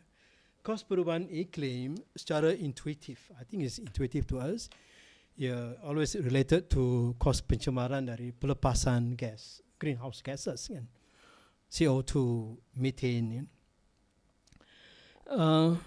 But we know that climate change is a global phenomenon. Dia tak boleh di-attribute to one country or two countries, a global phenomenon. No matter where you do open burning, you burn anything anywhere in the world, kesannya sama pada masyarakat sejagat, pada globe, pada global, kesannya sama. no matter where that open burning takes place. Termasuklah this emission of the various pollutants, greenhouse gases. No matter where they take place, the impact to the global environment is the same. Whether it's in Papua or any remote island in the Pacific, it still has the same impact to global climate. So untuk kita mengambil kira impact perubahan iklim yang sebenarnya is a global phenomenon, kita masukkan dalam pengiraan sustainable welfare kita will not be fair lah, yeah? Because it's not attributed to Malaysia alone or directly. So what we can do here, I came up with this approach. Kos yang ditanggung oleh masing-masing negara harus terbatas kepada perbezaan di antara intensiti sebenar pelepasan gas rumah hijau dan intensiti sasaran masing-masing negara. So the difference between the actual emissions of the various greenhouse gases and what we wanted to achieve, the difference shall form the cause of climate change for that country lah. Not the entire emission, but the difference between targeted and actual emission. Yeah. Itu konsep asas yang mendasari pengiraan kesan ataupun cause climate change. Kemudian dari segi bencana alam, natural calamities juga memerlukan konsep yang tertentu sebab agak intricate. This depends on the source of the calamities, source of the catastrophe. Yeah. Punca berlakunya bencana itu. Kita ambil contoh mudah, banjir, flood. Seandainya banjir ini disebabkan oleh fenomena biasa, fenomena alam biasa, then rehabilitative expenditure dan juga defensive expenditure, kalau dia relevant, boleh dianggap sebagai meningkatkan kesejahteraan mampan. Yes, kita boleh anggap dia sebagai expenditure yang boleh create new welfare, because ini adalah fenomena yang biasa, yang you tak boleh nak avoid. It's a natural occurrence. Yeah. Sebaliknya, jika ia adalah kesan dari proses pembangunan yang tidak mesra alam, it is attributed to our mistake, to our ignorance in terms of the way we utilize our natural resources. We don't use it wisely or sustainably. Then if that damages are attributed to human activities, to our own negligence, then you cannot consider that as welfare improving. Jadi kita kena anggap dia sebagai betul-betul defensive expenditure atau rehabilitative expenditure yang tidak meningkatkan welfare. Okay? Maknanya kita kena keluarkan that portion dalam pengiraan sustainable welfare. Sebab itu adalah konsekuen dari kesalahan kita sendiri. Kita spend a lot of money cleaning up our polluted rivers, for example. So that portion yang kita spend on pollution cleanup expenditures, they are really rehabilitative, which does not lead to any new welfare formation and therefore must be taken away when we calculate the value of our sustainable welfare. It's a negative factor, negative sign. Yeah. All right? Bukan positive.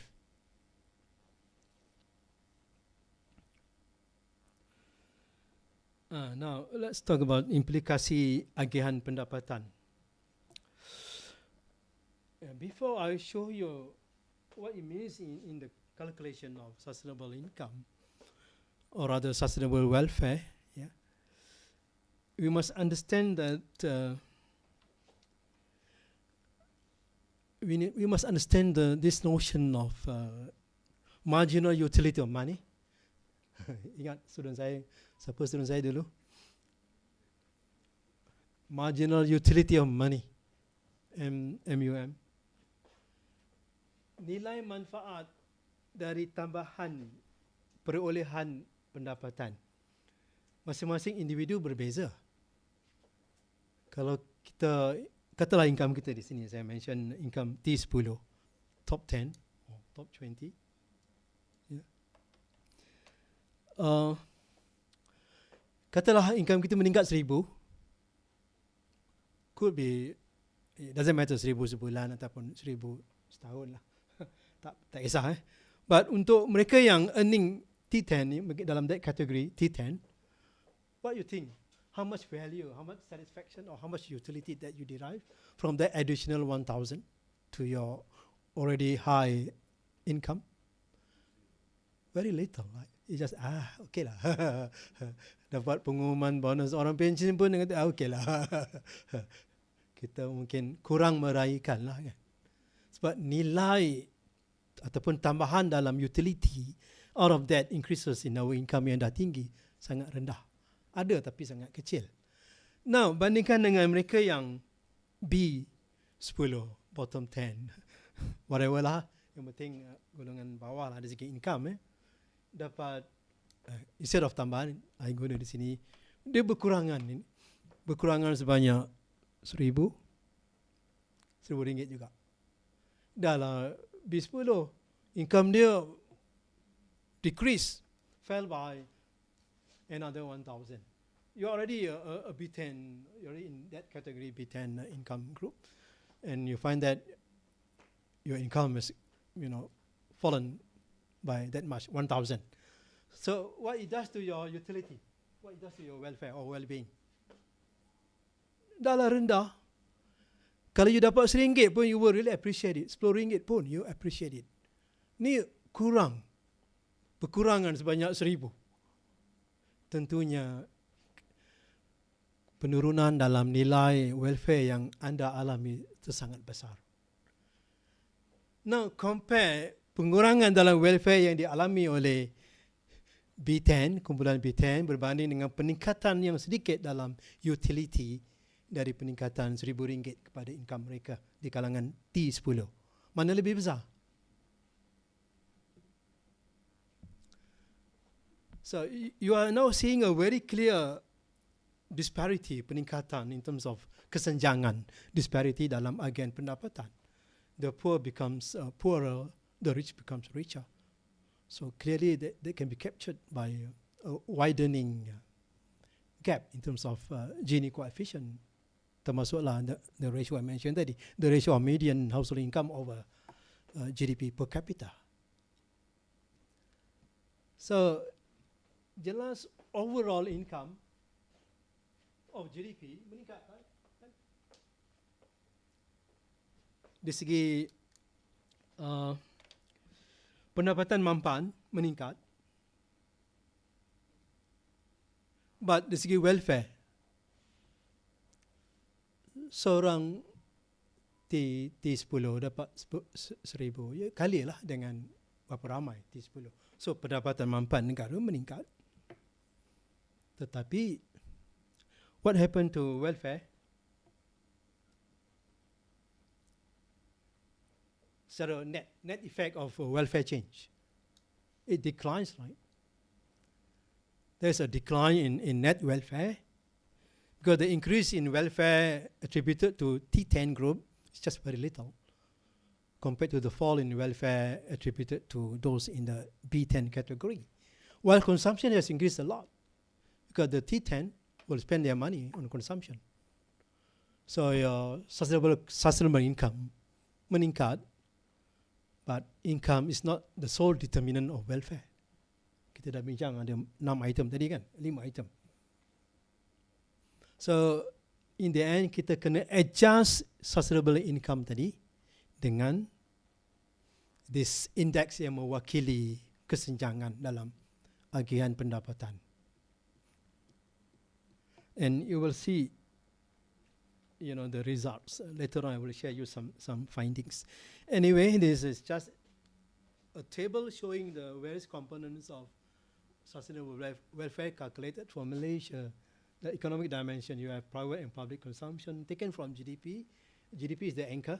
Kita bukan buat sendiri, but kita bekerjasama dengan TASM. Then kita consider defensive and rehabilitative expenditure a minus sign, expenditure on consumer durables minus sign, income distribution index, which is an adjustment kan tadi. It could be plus or minus dari segi kesannya lah. Kena welfare from public infrastructure, highways, welfare from wakaf, education, higher education, kita boleh calculate the externalities. Not the direct impact, but the externalities. The line, notion there. The cost of external debt, cost of household debts. Kemudian social, contribution of household workers, unpaid workers at home, contributing very meaningfully to welfare, but they are not captured by GDP. And contribution of voluntary activities, contribution of higher education, externalities from R&D. Not the direct impact of R&D, but the externalities component, which is a different dimension. Cost of unemployment and underemployment, cost of crime, cost of traffic accidents. Cost of crime, kita guna data daripada Australia, a benefit transfer approach. Then cost of family institution breakdown, cost of drug addiction, this social. Environment, cost of non-renewable resource depletion, cost of agricultural topsoil depletion, cost of forest depletion, cost of air pollution, cost of water pollution, cost of long-run environmental damage or climate change impacts. So these are the items yang kita boleh consider as important in calculating the Malaysian sustainable welfare. Now we did some calculation. Ini satu kajian yang agak lama, 2018 dulu. Dr. Fatin was in the team as well. So kita compare GDP yang dotted line tu dalam blue dotted line to GDP. This is growth, GDP growth. Axis Y sebelah kiri to reflecting percentage change. Now the green line is the sustainable welfare, SW. Here I use the term GPI, which is actually, it stands for Genuine Progress Indicator. But ada banyak alternatif, banyak tools yang kita boleh pilih. Ini salah satu analytical tool yang paling banyak digunakan, Genuine Progress Indicator, to calculate sustainable welfare, SW. But here I'm not sharing with you, a lot other tools, many other tools yang kita boleh guna untuk calculate sustainable welfare, but GPI is the most popular. So perhatikan, for some periods, you find that the SW, sustainable welfare, its growth exceed that of GDP growth. Why? Perhatikan the period in the 90s and as well as early 2000, between 2003 and 2007. The green line is above that of the blue one. Green line, as I mentioned, reflects sustainable welfare growth or sustainable welfare, not just sustainable income, tapi welfare, measured by Genuine Progress Indicator. So that higher growth of GPI compared to GDP is attributed to improvement in terms of income distribution. There was a narrowing of our Gini coefficient. Okay. Walaupun kita boleh pertikaikan kesahihan statistik itu, Gini coefficient dan pengukuran income disparity yang lain, tapi the base point di sini, the bottom line di sini is, once kita consider income distribution, dia akan merubah trajectory GPI. Kalau income distribution meningkat, dia boleh melebihi trajectory GDP. In the case of Malaysia, okay, other countries akan menunjukkan trajectory yang berbeza lah, bergantung pada struktur ekonomi negara masing-masing. In the case of Malaysia, we are doing quite fine actually. For certain period, malahan kita lebih tinggi dari GDP growth. Now, look at the period in the late 90s. GDP performed better than welfare. Sebab income distribution mengalami peningkatan dalam kesenjangan agian pendapatan. I think that's quite natural. It was a crisis period, a major crisis period. So.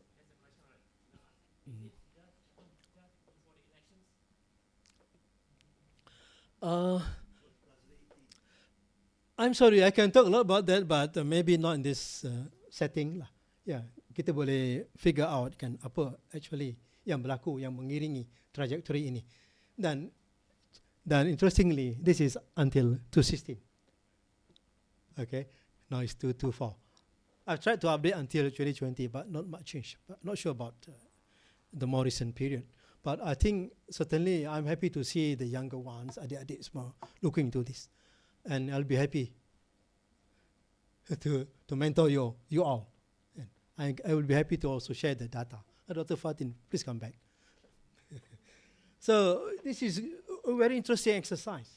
We are talking about sustainable development. We are talking about pentingnya kesejahteraan sebagai matlamat, bukan sebagai proses. Matlamat kita inginkan, semua manusia lah inginkan kesejahteraan. But sayangnya GDP tidak mungkin reflect apa yang kita ingini dalam konteks kesejahteraan itu. Ini ada full reportnya dalam sumber itu yang saya nyatakan. Index of GDP and GPI untuk tempoh yang sama 1990 hingga 2016. Yang hijau showing the GPI per capita basis. But it is in money metric, is in monetary values, economic values. So such that we can count, we can calculate also the per capita value, just like GDP per capita. So dia mimic GDP lah, cuma elemennya berbeza. Dan akhirnya kita boleh compare secara bermakna sebab they are all in monetary values. Unlike the UNDP Human Development Index kan, dalam bentuk score, the happiness index dalam bentuk score 0 to 1, not in dollars and cents. So it's important, useful, but I think less meaningful. But you cannot compare with that of GDP. But here, it is all measured in money metrics, in monetary value, such that you can estimate even the per capita basis. Kita compare dengan KDNK per capita, perhatikan for that period yang tertentu. Yang blue line tu, GPI per capita, malahan lebih baik. Nampaknya towards the end of the period of the study lah. Pada sekitar 98, dia di bawah GDP per capita dari segi pertumbuhannya. Ini mungkin reflective untuk Malaysia, but of course you boleh fine tune the figures yourself. But the main point here is to understand that we need this kind of tool to complement GDP. We need to track the various elements. Kalau kita tengok trajectory dia not to our interest, it's not moving as we like, as we expected, we can actually go back to this. Kita ada account for every item, time series. Kita boleh tengok di mana puncanya, apa elemen yang menurunkan trajectory sustainable welfare tadi. And each of these ada caretaker dia masing-masing, ada ministry masing-masing. So kita sebagai analyst, sebagai researcher, I think kita akan offer something yang meaningful lah kepada stakeholders kita by having these accounts. For example, on the cost of household debt, katalah from our calculation is become very alarming. So we can look back, we can visit the relevant Ministry of Economy, Bank Negara to find ways on how to slow down these easy credits made accessible to households. Things like that lah. Pollution, of course, kita ada ministry yang menjaganya. Education, crime, Kementerian Perpaduan untuk isu-isu jenayah, PDRM. Okay. But again, this is the tool that would show us whether or not our welfare is improving or stabilizing or even declining. Without this, we can never say anything. Right? Dan lebih cantik kalau this tool adopted by our planning agency, EPU, for example. Ministry of Economy, they adopt this secara official. Of course, kita kena bantu mereka lah dari segi mekanisme dia, dari segi metodologi dia, supaya dia consistent. Dan mereka boleh buat perbandingan. Dan cantiknya, you can be assured that the policies that would come out from this kind of information will be different. Because going for high growth in our GDP, high growth economy focus may not be associated with high growth in welfare, depending on the processes that we undertake. So growing welfare is different from growing GDP in terms of policies and processes. So this is going to be the repercussion of it.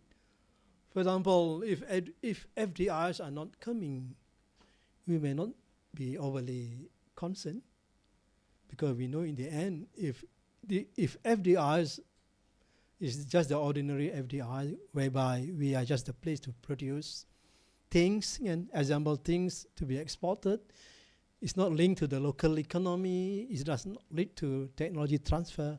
In short, it's not the quality FDIs that we wanted. So why not? It's okay for them not coming.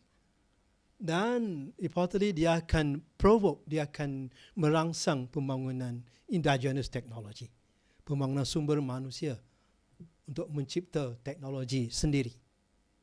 This will happen naturally. So kalau kita ada signal yang jelas begini.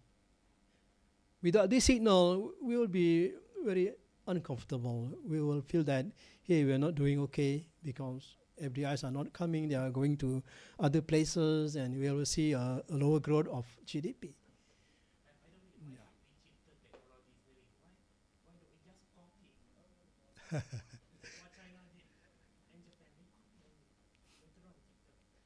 You mean they compete with each other? Yeah, but they created their own in the end. Yeah, what I mean by here mencipta teknologi sendiri, bukannya mencipta from scratch. Yeah, doesn't matter. The point is not to start from scratch lah. Oh, nak buat Windows sendiri, ada adik-ipar saya buat sendiri Windows. Dia sendiri boleh buat lah. Very primitive. Bukan macam tu. Kita guna apa yang ada, kita of course dengan creativity kita. Macam Japan, the procurement policy started dengan menerima apa seadanya teknologi yang dicipta oleh saintis mereka. Sebab kerajaan meyakini bahawa over time, kalau the local scientists, local engineers diberi peluang untuk terus membekalkan peralatan, teknologi and whatnot kepada kerajaan, mereka akan develop expertise, skill sendiri dengan cara masing-masing lah. Dan now we are seeing their performance in terms of technology. South Korea the same. They rely on their own indigenous technology first, but lama dulu lah, bukan sekarang. But years after, we can see the impact of it. But if we started sekarang, I want the best from you, what will you do? Yes. What will you do if the government wanted the best from you all overnight? Certainly you can consult your colleagues elsewhere lah. Bring in foreign developed technology. And this is what happening in our FDIs. They came with not just capital, they came along with technology. And of course, access to export markets. They already have that. They already secure the export markets. They have the capital and they have the technology done in their home country. Ini berlaku in the 80s dulu. We should not repeat this lah.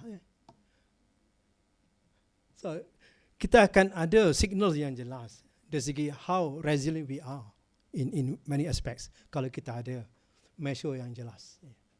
And GPR is one of the measures yang kita boleh consider.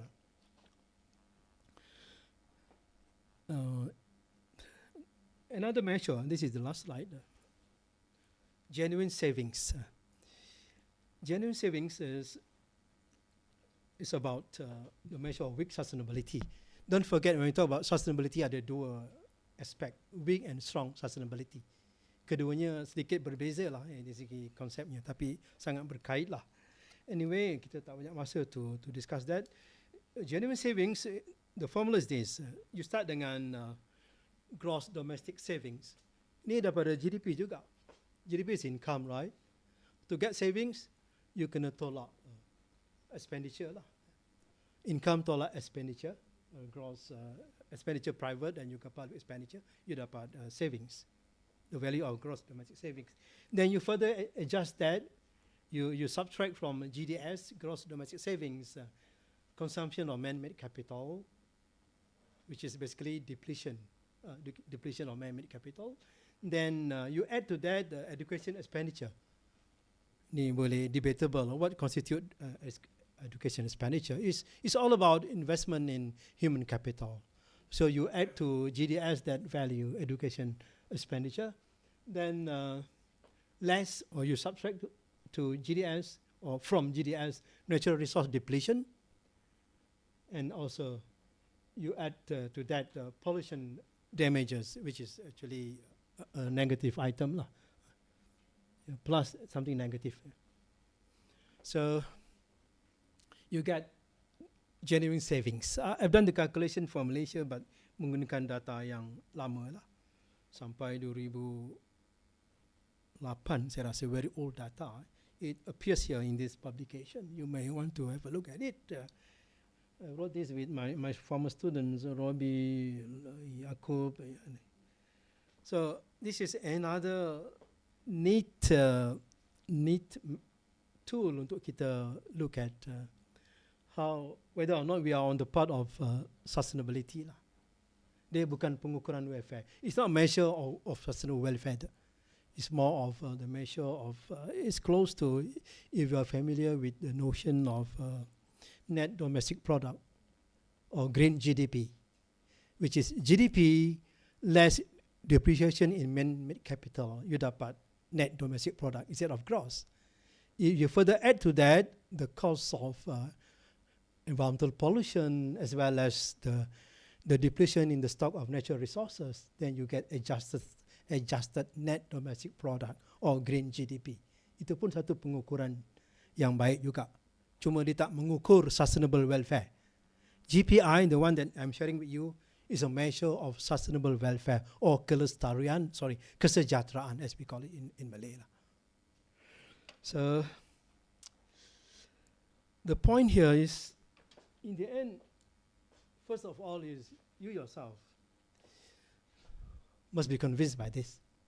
This is where sharing with like-minded people, read through the literature real well, and see what others are doing, see the development in other countries, and to be sure, a number of prominent economists, termasuk Joseph Stiglitz, it does strongly propose to major countries, major developed countries like the G7, OPEC, sorry, not OPEC,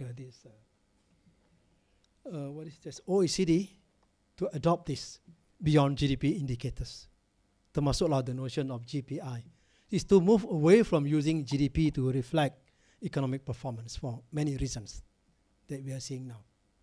So kita tak mau tertinggal lah. So I personally would like to see, this being incorporated in the course of your teaching, particularly microeconomics and macroeconomics. And you also find that development economics dah mengalami banyak perubahan. Tahun-tahun 80-an dulu lain orientasi, sekarang ni dah macam environmental economics dah. Dia dah adopt sepenuhnya dah perkembangan terbaru ini. Dan dalam ekonomi Islam juga sama. Baru sekarang prinsip-prinsip syariah dalam konteks pembangunan ekonomi difahami. Tahun-tahun 90-an dulu masih ramai yang kurang jelas. Instrumen wakaf, instrumen zakat, another sharing yang saya boleh buat di sini. On how this can be utilized untuk kita melihat proses-proses pembangunan lestari itu berlaku, berjalan dengan baik. Dia wakaf dengan zakat yang lain, infak lain. Apparently wakaf pun tersalah faham dan salah aplikasi sehingga dia tidak membawa kepada kepentingan yang strategik untuk ekonomi ummah. Ya. Sebab itu memerlukan separate discourse lah. Ya. So not sure whether kita ada Q&A, sebab saya rasa saya dah cukup membuat sharing apa yang patut untuk rakan-rakan semua memberi perhatian yang wajar lah kepada kepentingan untuk kita incorporate perkembangan terkini dalam konteks kepentingan kelestarian itu diambil kira dalam pengajaran kita, dalam kurikulum dan juga dalam penyelidikan kita. Ya. Dan dalam bentuk institusi, ya, bukan sekadar inisiatif orang masing-masing. This is where pusat SID berperanan. Ya. Seharusnya melihat ini sebagai satu core activity lah dalam pusat SID. I will continue to be close to you to help.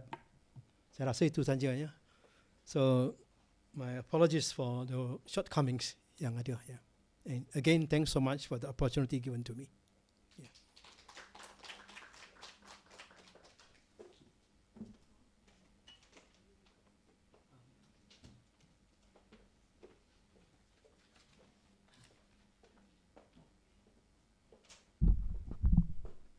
Terima kasih diucapkan kepada yang berbahagia Profesor Jamal Uthman.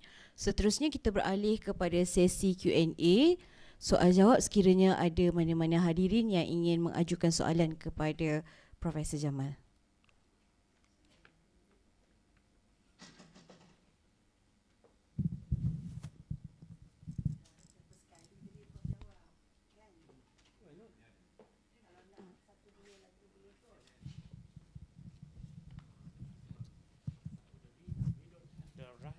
So, okay, my name is Ahmad Murad. Yeah. Okay. Just now I mentioned about we don't have the right tool to measure. But if let's say I take example from China, what is important for the China is what do you call it? 八显过海，各显神通. Okay, it's about the 8 deities, mean the 8 experts will make the journey of the sea successful. So the most important thing for me is to get the right expert to become the right leader of the, what do you call it, organization or agency or even ministry. The leader needs to be the expert in those ministries. For example, if you want to have the top person in, for example, in the ministry of economics, you need to get the economists to become the minister or the, what do you call it, or the ketua pengarah economist. Not people from business studies background, not from law degree background, but economists. Yeah, generally, I think I concur with you. Generally, it's about adil, justice. Justice is the bottom line, is the principle in anything. Adil. Bukan fair, bukan fairness, but berlaku adil, meletakkan the right people in the right place. Cuma I don't want to go beyond that lah. I don't think this is the right forum for that. I appreciate your question, but unfortunately, I think I just said that it's not the right place to talk more about it. Except to say that adalah shall be the principle. Oh yeah, sure. Yeah, sure. Yeah. Dengan prinsip keadilan juga alam semesta tercipta.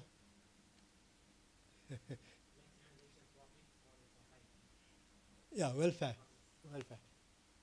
Yeah, that shall be the guiding principle yang dalam policies. Yes, rakan-rakan lain.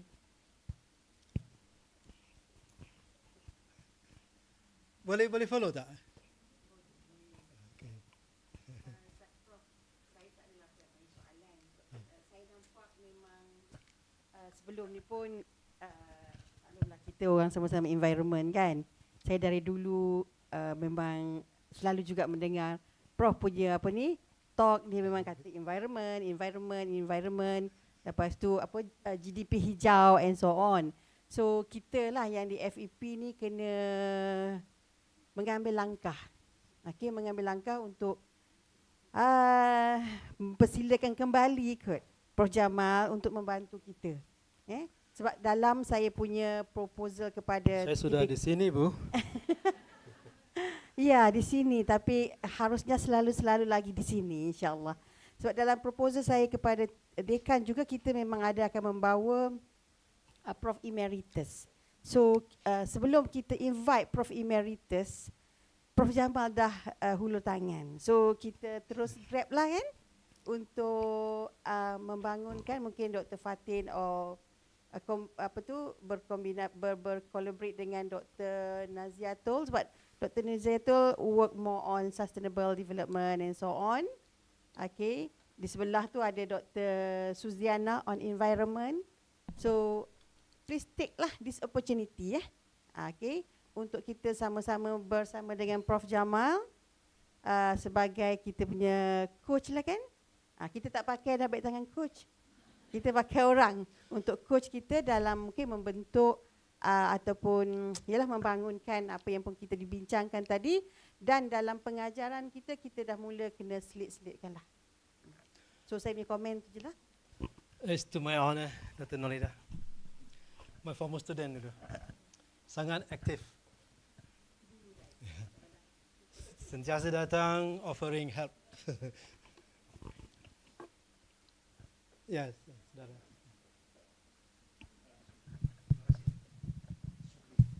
Yes, of course I've seen. April ni bersara. Bersara wajib 60. Oh, really? Apa nama, semalam, yesterday in the news, Japan's GDP shrinks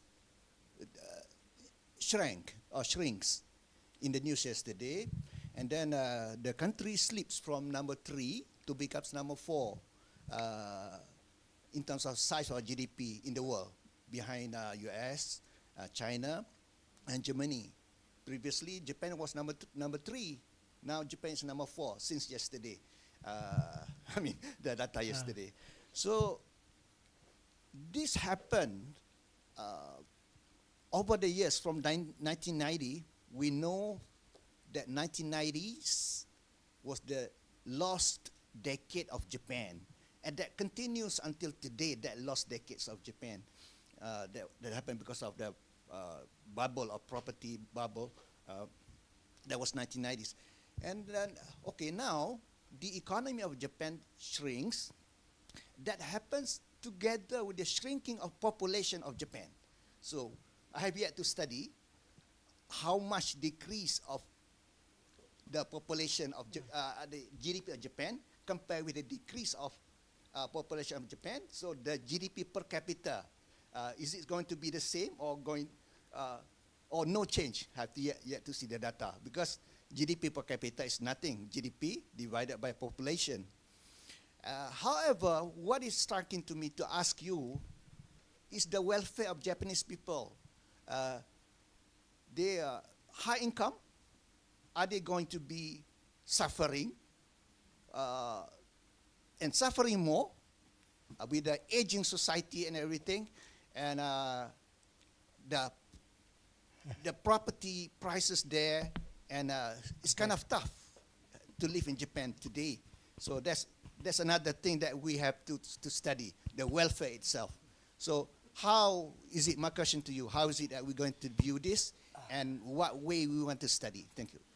Thank you, Saudara Shukri. From the beginning, I can really sense the direction of your question. Well, you know the rate of growth in India workforce for Japan? Negative. Negative growth rate in their labor force. It's something very extraordinary. Of course, population is declining as well. And look at the inflation rate. It has been negative, close to zero, or near zero inflation rate. What does it mean? So the economy is not expanding, right, with that kind of inflation rate. You know, economists recognize a low inflation rate, something like 2%, 3% is good. But for zero, I don't know. So you mentioned also aging population. Yeah. They've been the champion for so many years in the past. The future, I don't know. So welfare is not just about the kind of measurement that we are seeing just now. Yes, something to do with other things as well. In the end, is what we wanted in life. Answer that question. You cannot address this declining population growth, declining workforce. So what's your hope? I don't know. So there is always an exception in anything we do. Ada saja yang pengecualiannya daripada normanya lah. So I can't say much, but I think Japan is still doing good. Nevertheless, it's still doing well. For example, no other countries recognize the production of greeneries, the production of green landscape by rice farmers in Japan. Here in Malaysia, we only recognize the production of rice by our rice farmers, right? They get their income from the sale of rice, basically. But what about the production of the various greeneries, the so-called green grass of home? If you travel across Mada, Kada, paddy growing areas, you feel good. You feel enhanced in terms of your well-being, but are the farmers being compensated for the production of that good feeling, warm glow effect in your heart? They don't.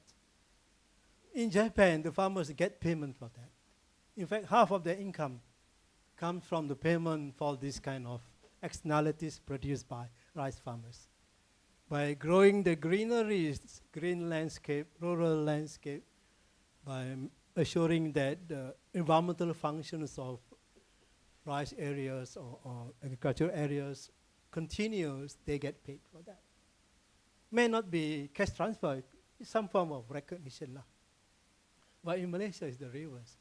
We keep blaming the farmers for being subsidy mentality. I don't think that's right. We need to have a new notion. We need to impose productively the new notion of agriculture, so-called agricultural multifunctionality. So banyaklah perdebatan yang baru yang kita perlu fikirkan sama-sama lah. It remains the younger ones to really champion all this lah. Yeah. I can give ideas, but I may not be having the strength, having the capacity or the resources to do, to do big research, serious research. I can guide you, inshallah.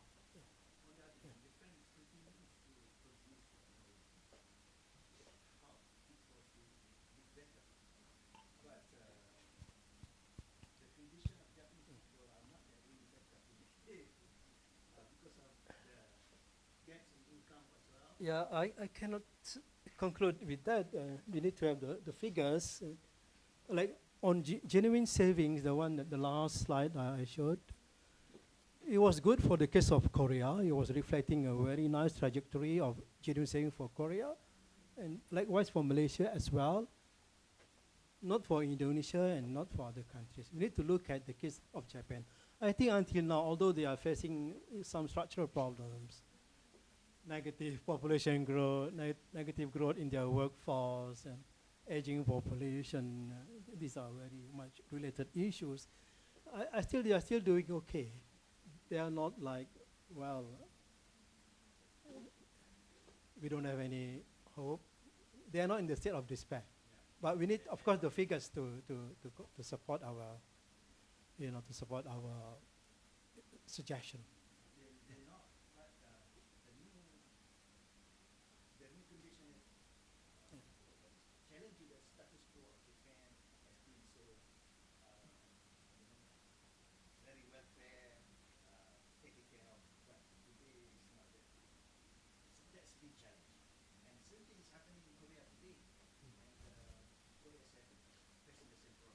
Yeah, that reminds me of when I was working on RCEP.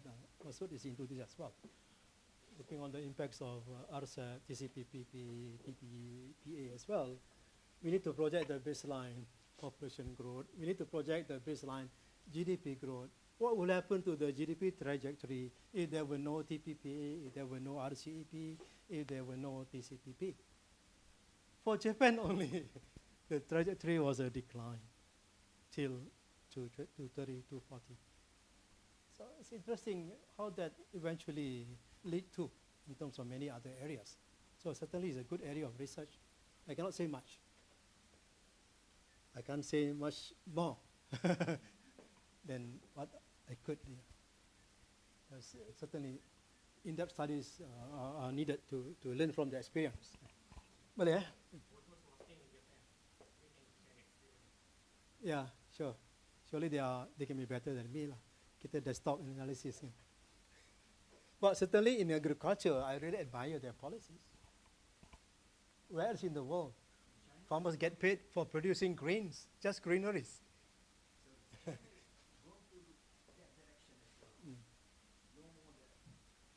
In the UK, in parts of the UK, you have this agri-environmental scheme where farmers get paid by making their land idle. Dengan menjadikan tanah mereka terbiar, tak diusahakan, mereka dapat pampasan, dapat insentif. It's actually not idle.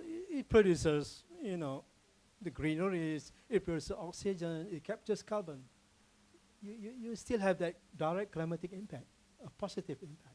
But unfortunately, we see that as idle, as a negative thing. So kena di-review balik lah banyak notion yang kita selama ni pegang, tapi apparently berubah in the light of current development. Kalau tanah terbiar, haram je lah kan. Kalau pandangan certain scholars lah. Pandangan ekonomis yang baru, no, dia bukan terbiar. Dia masih berfungsi dari segi dalam konteks alam sekitar lah. Allah alam. So,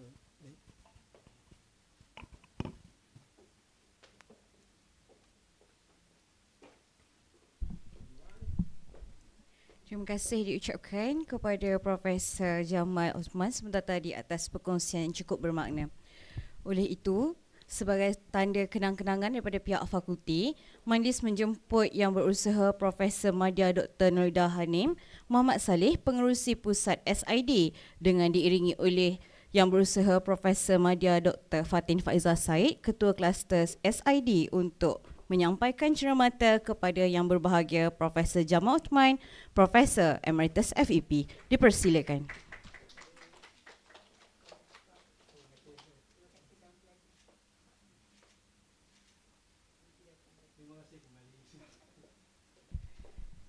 Seterusnya, dijemput dan dimohon untuk semua hadirin, kita sama-sama memenuhkan ruang di sebelah kiri bagi sesi fotografi. Sebelah kiri. Boleh? Ni ke sama? Mohon berubah ke sebelah arah Dr. Hafiz dan Dr. Nasi.